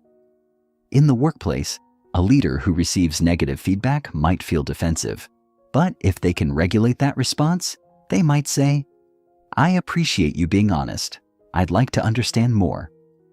In family settings, a parent confronted with a teenager's anger might initially feel triggered, but with regulation, they can respond with curiosity. It seems like something's really bothering you. Want to talk about it? These everyday examples illustrate that regulation doesn't remove emotion. It allows emotion to be expressed in ways that invite connection, clarity, and healing. In every context, our ability to manage our internal emotional state determines the quality of our communication and the strength of our relationships. The long-term rewards of emotional mastery. Mastering emotional regulation offers rewards that extend far beyond any single conversation. It reshapes the way we experience ourselves and others. With regulation, we become less beholden to emotional turbulence and more anchored in our values. We respond to life with greater composure, wisdom, and compassion. Relationships become less reactive and more responsive, less fraught with drama, and more rooted in mutual understanding. We begin to trust ourselves more deeply, knowing that even when emotions arise, we can handle them with integrity and care. This inner trust radiates outward, inviting others to feel safe, seen, and respected in our presence. Over time, emotional regulation becomes a quiet strength, a presence that influences and elevates every interaction we have. Chapter 8: Decoding the Unspoken, Mastering Nonverbal Communication. The language beneath words. Understanding body language as emotional context. In every conversation, there exists an invisible dialogue running beneath the words, one that often communicates more honestly, instinctively, and powerfully than anything that is spoken aloud. Body language, the core of nonverbal communication, is the subtle symphony of movement, expression, posture, and orientation that frames and colors our interactions. The way a person holds their shoulders during a discussion can speak volumes about their confidence or anxiety. A glance can express warmth or contempt, while a slight pullback of the head may signal doubt, disapproval, or discomfort, even if the accompanying words suggest agreement. The fascinating thing about body language is that it operates both involuntarily and habitually, revealing our subconscious emotional states to attentive observers. People often try to manage their spoken words, but far fewer succeed in fully controlling their nonverbal signals. This makes body language a powerful tool for anyone seeking to deepen their social intelligence. However, the key lies not in memorizing mechanical interpretations, such as assuming a person is lying because they look up to the left, but in learning to observe holistically. True mastery of body language means contextualizing gestures within the broader emotional environment of the conversation and understanding that each person expresses themselves differently. A friend's habit of biting their lip when nervous is not the same as another person's tendency to fidget when bored. Instead of imposing pre-constructed meanings onto these behaviors, socially intelligent individuals begin by noticing patterns and asking inward questions. Is this normal for this person? Has something changed in their demeanor? Are their words aligned with what their body is saying? In doing so, we shift from trying to read people like textbooks to engaging them as complex living narratives. When we pay close attention to facial expressions, posture shifts, breathing patterns, and proximity, we gain access to the subtle emotional truths that might never be articulated in speech, but which are essential to mutual understanding, connection, and trust. The art of attunement, mirroring, empathy, and presence in nonverbal exchange. While recognizing others' body language is important, the deeper art of nonverbal communication lies in attunement, the ability to emotionally and physically sync with others in a way that fosters connection and resonance. This kind of attunement is not merely about copying someone's posture or parroting their tone. It involves tapping into the emotional current of a conversation, allowing one's body, face, and energy to reflect an authentic sense of presence. When we are attuned to someone, we subtly mirror their expressions, match their tone, and adapt our gestures to align with theirs. This mirroring creates a neurological feedback loop called limbic resonance, in which both parties begin to feel more emotionally safe, understood, and connected. For example, when someone is grieving and speaks in a soft, trembling voice, attunement means lowering your own voice, softening your expression, and creating a space that honors their pain without needing to fill the silence with solutions. In tense negotiations, attunement may mean adopting a neutral but engaged body posture, leaning in slightly, nodding slowly, holding eye contact without staring, signaling to the other person that you're fully present and open to dialogue. It's important to note that effective attunement requires genuine empathy, not manipulation. Attempts to use body language techniques to influence others without emotional sincerity are quickly perceived as inauthentic and even threatening. People have a keen instinct for incongruence, and nothing undermines trust faster than when someone's words and demeanor feel out of sync. On the other hand, when attunement is authentic, it creates an almost magnetic effect. The person we're with feels seen, heard, and valued, not just for what they're saying, but for how they're feeling. And we, in turn, begin to sense their emotions in real time, responding with a natural flow that doesn't require scripting or strategizing. This kind of embodied empathy, where our own body becomes a sensitive instrument for relational tuning, forms the core of socially intelligent presence. It allows conversations to unfold more organically and creates a felt sense of connection that words alone cannot achieve.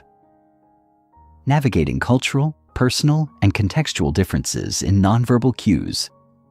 Perhaps the most nuanced element of mastering nonverbal communication is learning how to navigate the immense variability in how different people, cultures, and social contexts express and interpret nonverbal cues.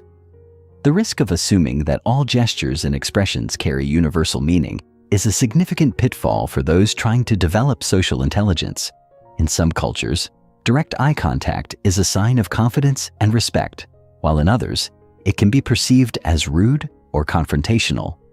A smile may indicate happiness in one setting, but be a polite mask in another. Even within a single culture, individuals differ widely in how they express themselves nonverbally, shaped by their upbringing, personality, emotional conditioning, and neurological wiring. For instance, a neurodivergent person may avoid eye contact not out of disrespect, but because it's overstimulating or uncomfortable. Someone with a history of trauma may flinch or shut down when a voice is raised, even if the speaker's intent is passionate rather than hostile. Developing fluency in nonverbal communication then requires humility and curiosity. It calls for suspending snap judgments and asking instead, what might this signal mean in the context of this person's experience? To interpret body language accurately, we must learn to read patterns over time rather than isolating single gestures. If someone always speaks with their arms crossed, that may simply be their default posture, not a sign of defensiveness. But if they suddenly cross their arms in the middle of a conversation where emotions are running high, that shift could indicate a change in emotional state. Likewise, cultural fluency becomes essential in globalized social and professional environments. The gestures, facial expressions, and physical distance we consider normal may carry very different connotations for someone from another cultural background. To avoid miscommunication, socially intelligent individuals engage in observation and ask clarifying questions when unsure. They learn to attune not only to individuals, but to cultural contexts, recognizing that sensitivity to difference is not a limitation. It's a powerful strength. By expanding our awareness of how nonverbal cues differ across human experience, we reduce assumptions, deepen empathy, and create a more inclusive, respectful way of relating. Ultimately, this sensitivity enhances our capacity for true connection, enabling us to respond with grace, appropriateness, and authenticity, regardless of who we are engaging with. Chapter 9: Emotional Currents: Recognizing managing, and responding to others' emotions. To develop genuine social intelligence, we must go beyond simply observing behavior or deciphering words. We must cultivate the ability to perceive emotional undercurrents, those subtle but powerful feelings that shape and steer conversations, whether acknowledged or not. Every person carries an emotional tone into an interaction, a kind of atmospheric presence that isn't always overt, but profoundly affects the dynamic. A person might be smiling while harboring deep resentment. Another might speak softly, yet radiate frustration through their energy. Emotional awareness, therefore, requires both sensitivity and intention. It means actively tuning into others, not just for what they say or show, but for what they feel, especially when those emotions are hidden beneath social niceties, politeness, or distraction. Recognizing emotional states involves attuning to micro-expressions, shifts in voice, breathing patterns, pace of speech, and other subtle cues that most overlook. But just as crucial is the discipline of staying emotionally centered within oneself, so that we don't mistake our own emotional noise for that of others. When we are too reactive or overly self-focused, our perception of others becomes clouded.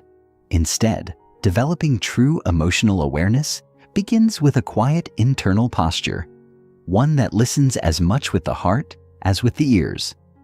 Over time, this posture trains us to spot when a conversation feels off, when someone's words don't align with their emotional state, or when there's something left unsaid that matters. This awareness is not about prying or assuming, but about creating space. When people feel seen emotionally without being judged or interrogated, they often open up more honestly and vulnerably. Emotional awareness becomes a gift, an invitation for truth to emerge, for deeper connection to form. In this way, emotional sensitivity is not weakness, it is relational strength. It allows us to engage with others not merely on the surface of behavior, but at the deeper level of their emotional reality, where trust, meaning, and real change reside. Emotional regulation, responding. Instead of reacting in social situations.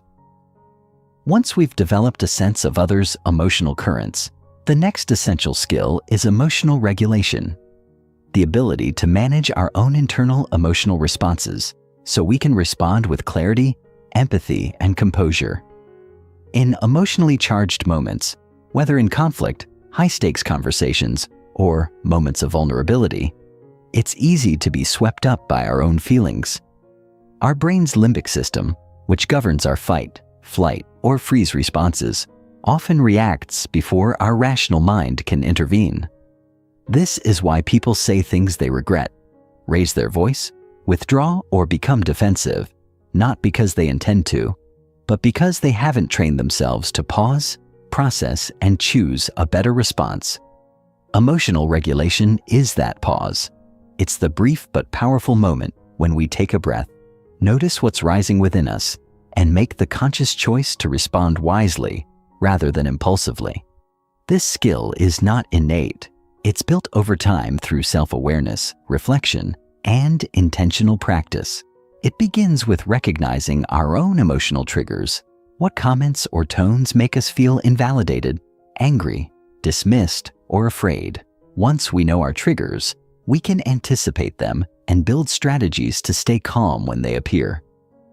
This might include grounding exercises, such as focusing on your breath, mentally labeling your emotion, or reminding yourself of the larger goal of the conversation. The most socially intelligent people are not those who never feel strong emotions, but those who can stay present and composed while experiencing them. They know how to be angry without being cruel, to feel hurt without shutting down, and to be passionate without overpowering others. This kind of regulated emotional presence makes us not only more trustworthy, but also more influential, because people feel safer around us. They sense that we won't explode, collapse, or run away when things get hard. In professional settings, this composure can elevate your leadership. In personal relationships, it can transform conflict into connection. And in daily life, it allows you to face difficult people and situations with courage and grace. Emotional regulation, in essence, is a form of self-leadership. It's how we bring the best of ourselves into our interactions, even when challenged. Emotional responsiveness. Meeting others where they are with empathic precision. Understanding and managing emotions is not enough unless we translate that insight into action, into how we respond to others in a way that is attuned, compassionate, and constructive. Emotional responsiveness is the art of meeting people where they are emotionally, not where we wish they were. It means listening with more than just our ears and responding with more than just solutions. When someone shares frustration, they often don't need advice. They need acknowledgement. When someone expresses excitement, they want us to share in their joy, not dampen it with skepticism. Emotional responsiveness is about giving people what they need emotionally in that moment, which might differ from what we think they need logically. This kind of precision requires us to set aside our own agenda long enough to fully inhabit the emotional world of the other person, even briefly. It also means adapting our tone, timing, and content to match the emotional state of the conversation. If someone is deeply anxious, offering blunt facts may feel cold or dismissive. A softer, more validating approach can create the safety needed for their mind to open. Conversely, if someone is spiraling into overwhelm, an overly emotional response from us might escalate the situation further. Instead, providing calm, grounded energy can help anchor them. Emotional responsiveness is not about being fake or overly accommodating. It's about being strategically human. It's about choosing our responses in a way that honors both the truth of the other person and the integrity of the interaction. It often involves emotional labor, managing our own feelings to create a better emotional experience for someone else. While this effort can be taxing, it's also deeply rewarding. When someone feels truly met, when their emotional reality is not only seen but skillfully responded to, they feel loved, respected, and empowered. Relationships deepen, conflict de-escalates, trust grows. In professional environments, emotional responsiveness can make the difference between being a manager and being a leader, between having authority and having influence. It creates a culture of mutual respect where people feel safe bringing their full selves to the table. And in personal life, it strengthens every bond we care about. Practicing emotional responsiveness is an ongoing journey, but every time we succeed, we bring more empathy, kindness, and effectiveness into the world. And that, in the end, is what social intelligence is truly about. Not just understanding others, but uplifting them. Chapter 10. Navigating difficult conversations, turning tension into trust. Understanding the landscape of difficult conversations. Difficult conversations are not inherently negative. They are simply interactions charged with emotion, uncertainty, and stakes that matter. These can range from addressing a breach of trust with a friend, giving hard feedback at work, confronting harmful behavior in a family member, or even saying no to something you care about. What makes these conversations difficult is not the topic itself, but the emotional terrain around it. Fear of conflict, fear of rejection, fear of losing the relationship, or simply not having the words to articulate complex feelings. Most people approach these moments with a fight or flight mindset, either charging in too aggressively or avoiding them entirely. Neither approach works well. Avoidance breeds resentment and silence corrodes connection, while aggression often invites defensiveness and escalates tension. Navigating such conversations effectively requires first acknowledging their complexity. It means preparing ourselves emotionally and mentally before stepping into them, recognizing that success is not just about being right, but about preserving dignity, ours and theirs. To do this, we must be intentional. What outcome do we really want? What is the deeper need we're trying to express? Clarity on these questions grounds us. It shifts the focus from simply unloading our truth to fostering mutual understanding. In truth, difficult conversations are less about winning and more about listening well, speaking clearly, and holding space for both perspectives to breathe. When we come in with curiosity rather than control, with empathy instead of judgment, the conversation changes shape, tension gives way to exploration, and opposition becomes an opportunity to collaborate. The best conversations, yes, even the hard ones, become transformative not because they avoid discomfort, but because they navigate it with care, courage, and conscious presence. The power of framing and emotional tone. What we say matters, but how we say it often matters more. In difficult conversations, tone is everything. An accusatory tone can turn a well-meaning observation into an attack, while a gentle, sincere tone can make even challenging truths easier to receive. Framing is the act of consciously shaping how we present what we need to say, so it aligns with our intention and respects the emotional state of the other person. This doesn't mean being manipulative or inauthentic. Rather, it means owning our perspective without invalidating theirs. For example, instead of saying, "You never listen to me," we might say, "I feel unheard when we talk, and I'd love for us to understand each other better." This reframes the issue from blame to connection. It opens a door instead of building a wall. Thoughtful framing also requires us to examine our emotional tone. What energy are we bringing into the conversation? Are we tense, irritated, sarcastic, or guarded? Or are we centered, calm, and grounded? Our tone communicates more than our words ever could. People respond to tone intuitively, often reacting to how we feel rather than what we say. If we approach with a sincere desire to understand and be understood, it creates psychological safety, a state where both people feel emotionally secure enough to be real. This safety is what allows truth to surface without defensiveness. When we begin a tough conversation with warmth, curiosity, and humility, we create a container strong enough to hold vulnerability. And within that container, people are far more willing to meet us halfway. They don't feel cornered, they feel seen. So before any difficult conversation, check your tone and reframe your message. Ask yourself, is my language clear but kind? Am I expressing feelings without assigning blame? Am I inviting dialogue or demanding compliance? These questions don't dilute the truth. They refine it. They ensure that our message lands not as an attack, but as an offering, honest, courageous, and rooted in care. Listening as leadership, creating space for resolution. Most people think of difficult conversations as moments where we must speak bravely, but often our real power lies in listening. Listening is not passive. It's one of the most active, courageous things we can do in a conversation filled with tension. It requires us to quiet the mental noise of rebuttals, defenses, and assumptions long enough to actually receive the other person's experience. This kind of listening is not about waiting for our turn to speak.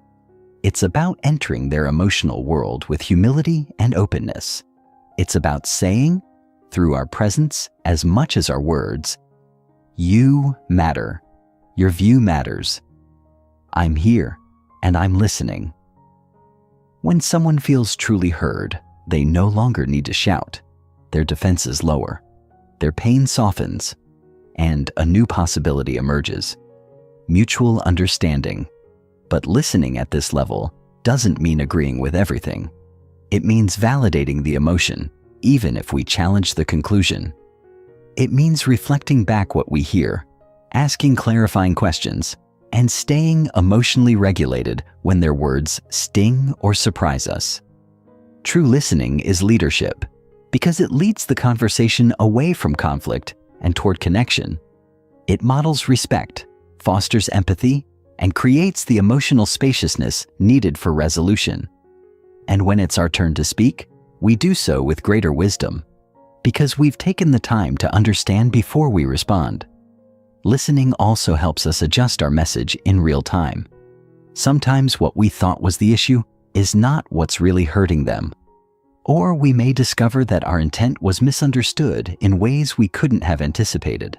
These insights only come when we allow others the dignity of being fully heard.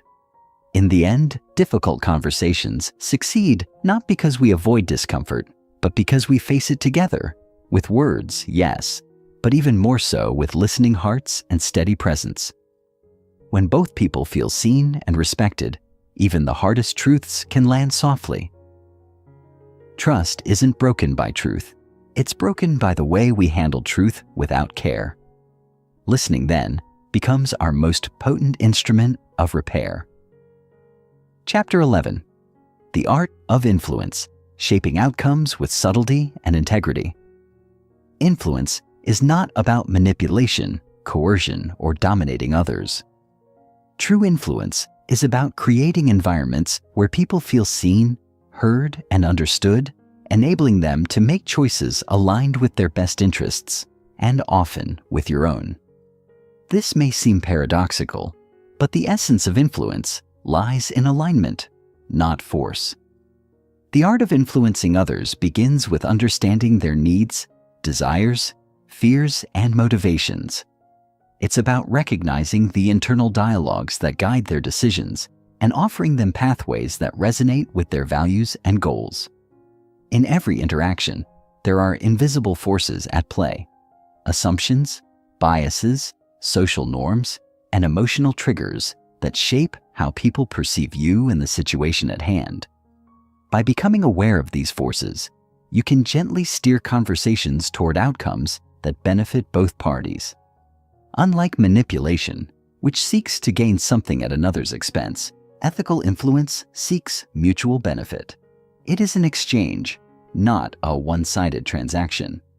To influence effectively, you must first understand the psychology of the people you engage with. How do they perceive their world? What drives them? What makes them feel respected or disrespected? Understanding these nuances creates a foundation for influencing with integrity. Influence is about suggestion, not imposition, offering ideas, insights, and choices that lead the other person to think and act in a way that is congruent with their needs, even if those needs are still emerging in their minds. This is where subtlety comes into play. Influence rarely works through overt, aggressive tactics. Instead, it operates in the quiet spaces of conversation, the pauses between words, the unspoken suggestions embedded in language, and the gestures that support or contradict verbal communication. The most skilled influencers don't need to command or demand. They invite others to discover for themselves the value of an idea, a solution, or a perspective. This method is both art and science, requiring both emotional intelligence and cognitive insight. It requires patience, as well as the ability to lead without pushing. When we influence in this way, we give the other person the autonomy to feel they made the decision themselves, even if we guided them to that point. This is the paradox of effective influence. It is the most powerful when it feels the least forceful. At the core of influence lies trust. Without trust, influence is nothing more than manipulation. People will not follow someone they do not trust. They will not be persuaded by someone they do not believe has their best interests at heart.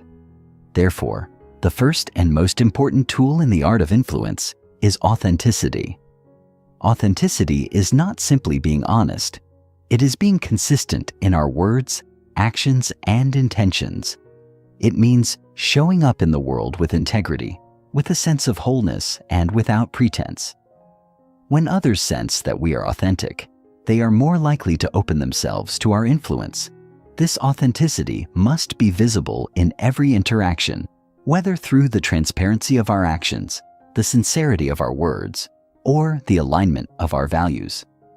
When we are congruent, when what we think, say, and do are aligned, we send a powerful signal to others that they can trust us. This kind of trust building is slow and steady, built not through grand gestures, but through consistent, everyday actions. The more others can see that we are true to our values, the more they will feel secure in our presence. They will know that we are not motivated by hidden agendas, but by a genuine desire to serve, help, and connect. Authenticity, however, is not just about being real in a way that makes us comfortable. It also requires us to show vulnerability and admit mistakes. When we acknowledge our shortcomings and express genuine remorse for past missteps, we demonstrate to others that we are humble and self-aware. This humility deepens trust because it creates a shared sense of humanity.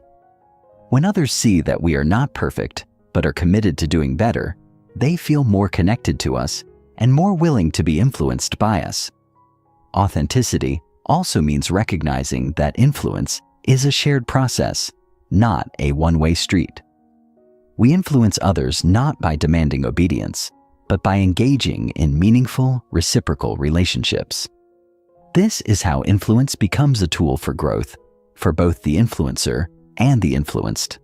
When we build influence through authenticity, we create a foundation of trust that enables us to navigate difficult situations, negotiate complex issues, and lead effectively, knowing that the people we engage with are walking with us, not following us blindly.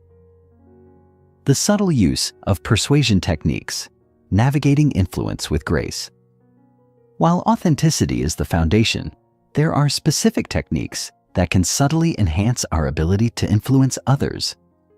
These techniques are rooted in human psychology and are most effective when used ethically, with the intention of creating mutual benefit. The first of these techniques is the principle of reciprocity. People are more likely to respond positively when they feel they have received something of value. This doesn't always mean material gifts.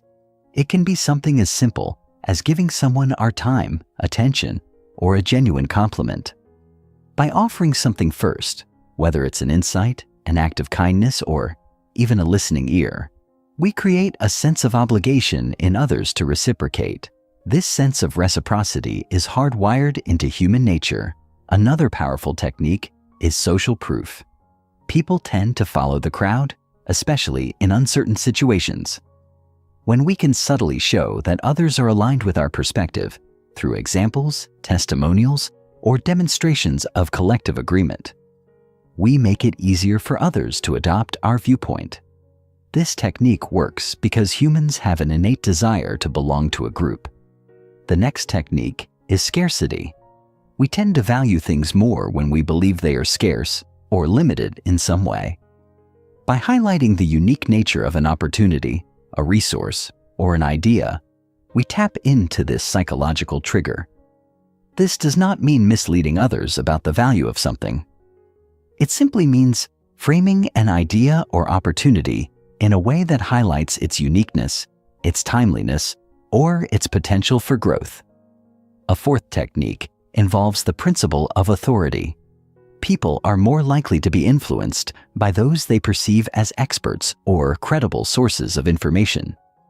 This doesn't require us to be an expert in everything we engage with, but rather to position ourselves as credible through our knowledge, experience, or demonstrated expertise. By communicating confidence in what we offer, backed by knowledge or past success, we increase our ability to influence. Finally, we have the principle of consistency. Once people commit to something, they are more likely to follow through, especially if their commitment is public or written down. This technique plays on our need to be consistent with our own actions and words. By encouraging small initial commitments, whether it's a small agreement, a shared decision, or even a simple yes to a question, we pave the way for greater agreement down the line. Each of these techniques, when used skillfully and ethically, can enhance our influence in meaningful ways. However, they must always be grounded in authenticity. Influence at its best is never about manipulation. It's about helping others see the value of our ideas, guiding them gently toward decisions that align with their best interests, and doing so with empathy, respect, and integrity.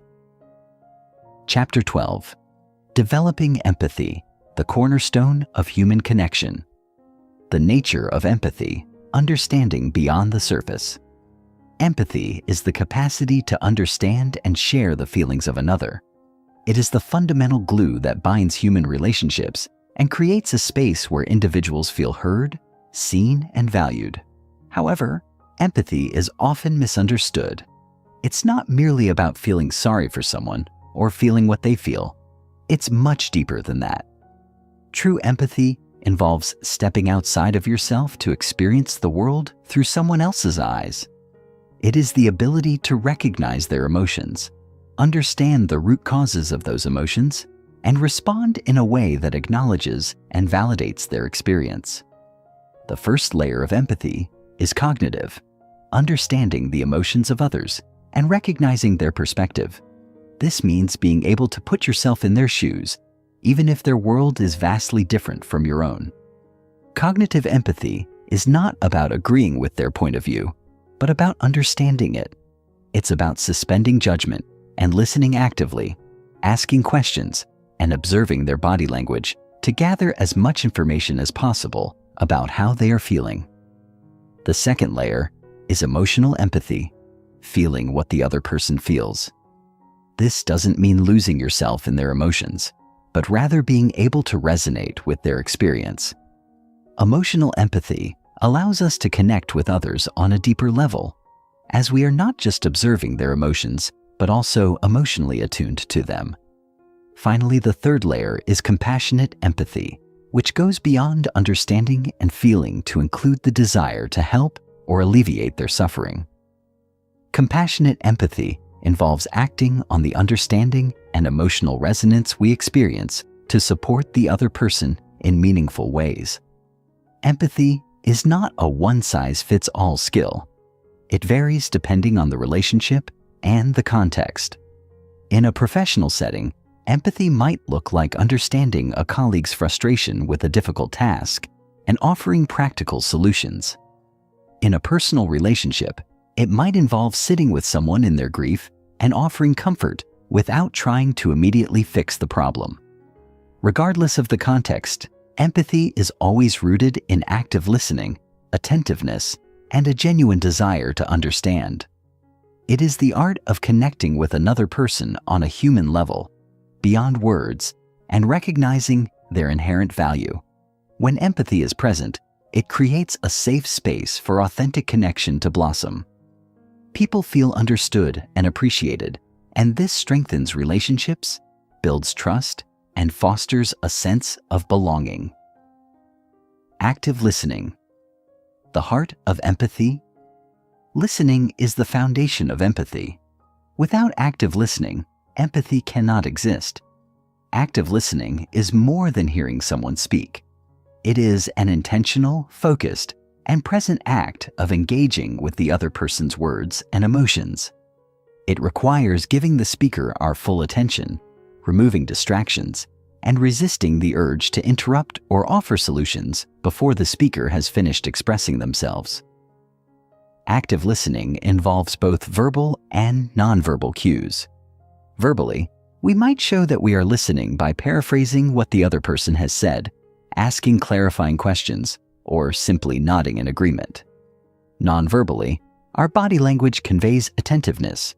Eye contact, open posture, and facing the speaker are all ways to demonstrate that we are engaged.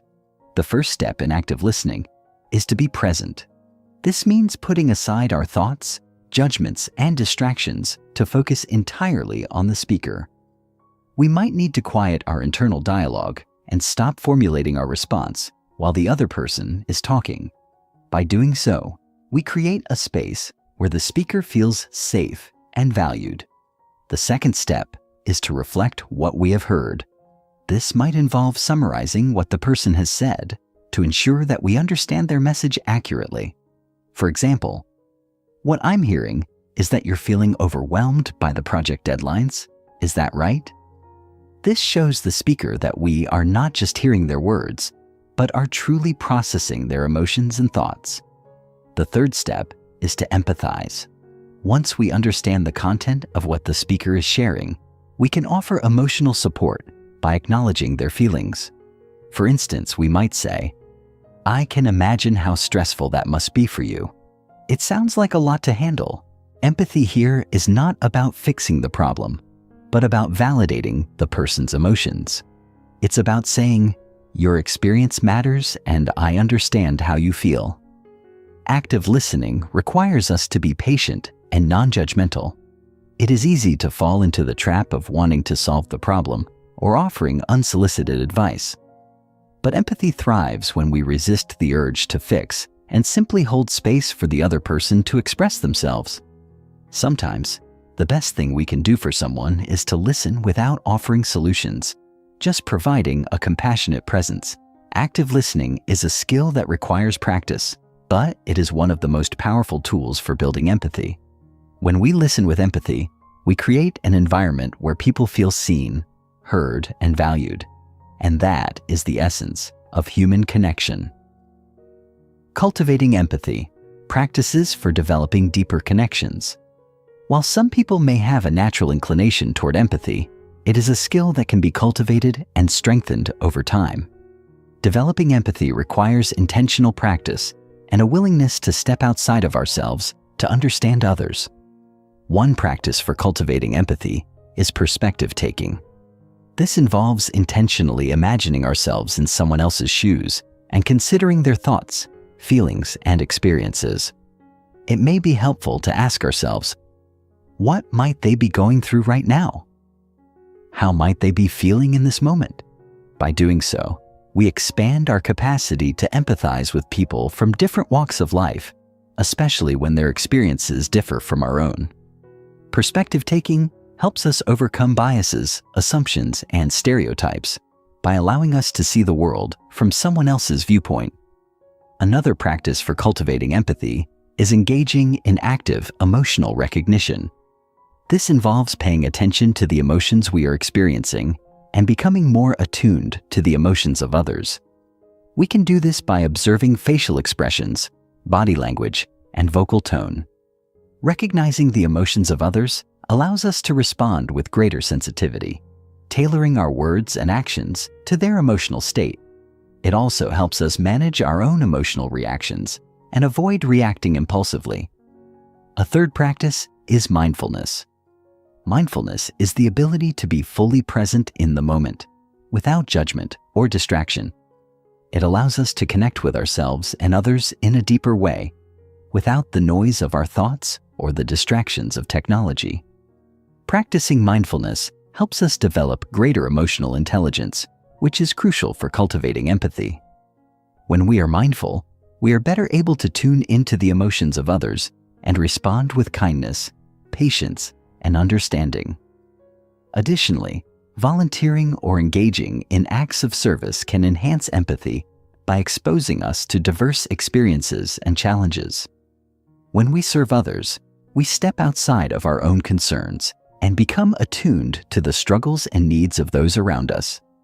Volunteering fosters a sense of shared humanity and strengthens our ability to connect with people from different backgrounds. Finally, practicing empathy also involves self-compassion. It's difficult to empathize with others if we are not compassionate with ourselves. By treating ourselves with kindness, we create the emotional space needed to offer empathy to others. When we accept our own vulnerabilities and imperfections, we are better able to extend the same understanding to those around us. Empathy is not just a skill. It is a mindset. It is a way of being in the world that values connection, understanding, and mutual respect. The more we practice empathy, the more we deepen our relationships and create meaningful connections with others. And in doing so, we contribute to a world where people feel valued, understood, and supported. Chapter 13, Conflict Resolution, Turning Challenges into Opportunities for Growth. The nature of conflict, understanding the roots and dynamics. Conflict is a natural part of human interaction. It's inevitable that, at some point, differing viewpoints, misunderstandings, or misaligned interests will lead to tension. However, conflict, when approached with the right mindset, need not be destructive. In fact, conflict can be a powerful catalyst for growth, innovation, and deeper connection. The first step in effective conflict resolution is understanding that conflict often arises from unmet needs or desires. When people's core needs, whether for respect, validation, or understanding, are threatened, emotions flare. These emotional responses are often what drive the conflict, overshadowing the logical or factual elements of the disagreement. Understanding this emotional undercurrent is critical to resolving conflicts in a healthy way. Conflict is rarely just about the issue at hand. It's often about how people feel about the issue. This is where emotional intelligence comes into play. It's not enough to address the problem. We must also address the feelings associated with it. When we fail to recognize the emotional dynamics at play, conflict can escalate quickly, leading to defensiveness, anger, or even withdrawal. However, when we take the time to understand the emotions fueling the conflict, we can move beyond surface-level disagreements to a place of deeper understanding. Another crucial aspect of conflict is that it often involves differing perspectives. Two people can experience the same situation in entirely different ways, depending on their backgrounds, values, and experiences. Recognizing that everyone has a unique lens through which they view the world is vital to resolving conflict. This perspective taking allows us to approach disagreements with a sense of curiosity rather than judgment. Instead of assuming that our way is the only valid way, we open ourselves to understanding why the other person feels the way they do. The ultimate goal in conflict resolution is not to win, but to create an outcome that acknowledges both parties' needs, respects their perspectives, and fosters mutual understanding. Conflict, when handled correctly, is an opportunity for both individuals to grow and strengthen their relationship. Strategies for resolving conflict, approaches that lead to positive outcomes. The next step in resolving conflict is developing strategies that allow for both individuals to feel heard, respected, and understood. One of the most effective strategies for conflict resolution is active listening. Active listening, as explored in previous chapters, involves not just hearing the other person's words, but also understanding the emotions behind those words. It requires us to be fully present, to resist the urge to interrupt, and to demonstrate through both verbal and nonverbal cues that we are engaged and empathetic. When we listen actively during a conflict, we validate the other person's feelings and perspectives. This alone can go a long way toward de-escalating tension. Often, people in conflict simply want to feel heard. Once they feel understood, they are much more likely to be open to finding a solution.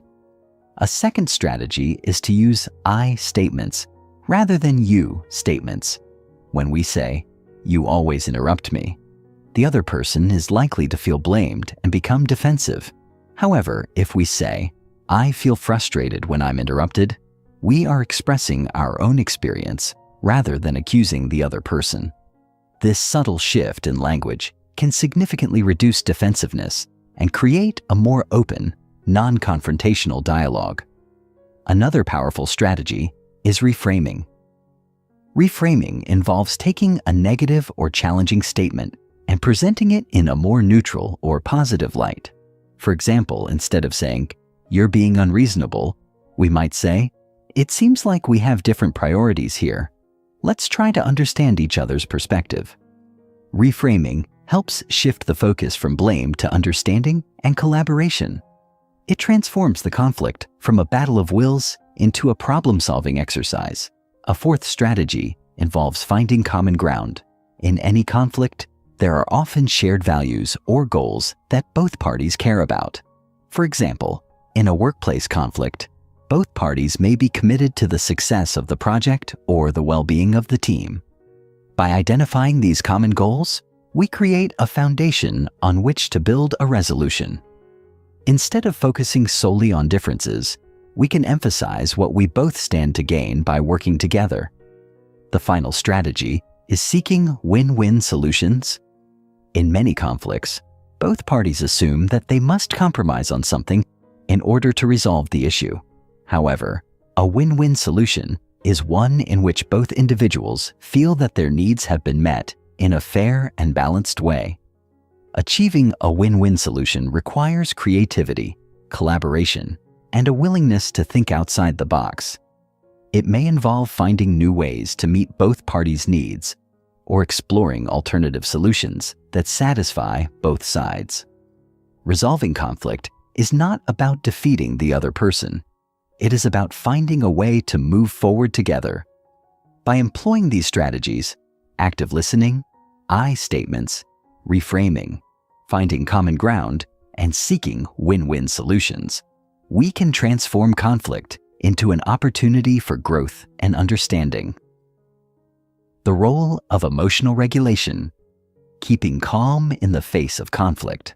One of the most challenging aspects of conflict is managing our own emotions. When we are engaged in a conflict, it is easy to get swept up in the heat of the moment, allowing our emotions to dictate our responses. However, emotional regulation is a key skill in conflict resolution. Emotional regulation involves recognizing and managing our emotions in a way that allows us to respond thoughtfully rather than react impulsively. The first step in emotional regulation is self-awareness. This means noticing when our emotions are rising and becoming conscious of the physical sensations that accompany those emotions. Do we feel tension in our bodies? Are our hearts racing? Are we clenching our fists or jaw? These physical cues can alert us to the fact that we are becoming emotionally triggered.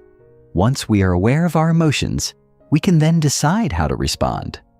One useful technique for managing strong emotions is taking a pause. When we feel ourselves becoming overwhelmed, we can take a deep breath, step away from the situation, and give ourselves time to calm down. This pause allows us to collect our thoughts and approach the situation with a clearer mind. It also prevents us from saying or doing things we might later regret. Another technique for emotional regulation is reframing our thoughts. Often, our emotional responses to conflict are fueled by our interpretation of the situation. If we view the conflict as a personal attack, we are more likely to respond with anger or defensiveness. However, if we reframe the situation as a misunderstanding or a difference in perspective, we are more likely to approach the conflict with curiosity and openness. Mindfulness practices, such as deep breathing or meditation, can also help regulate our emotions in high-stress situations. These practices allow us to remain present, calm, and grounded, even when the conversation becomes tense.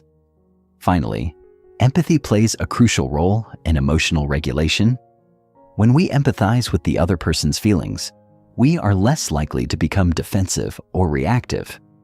By recognizing their emotions and understanding their perspective, we create an emotional space where we can respond with kindness and patience.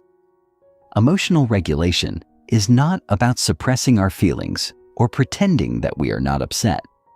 Rather, it is about acknowledging our emotions and choosing to respond in a way that aligns with our values and goals. By regulating our emotions during conflict, we maintain control over the situation, ensuring that the resolution is constructive and collaborative.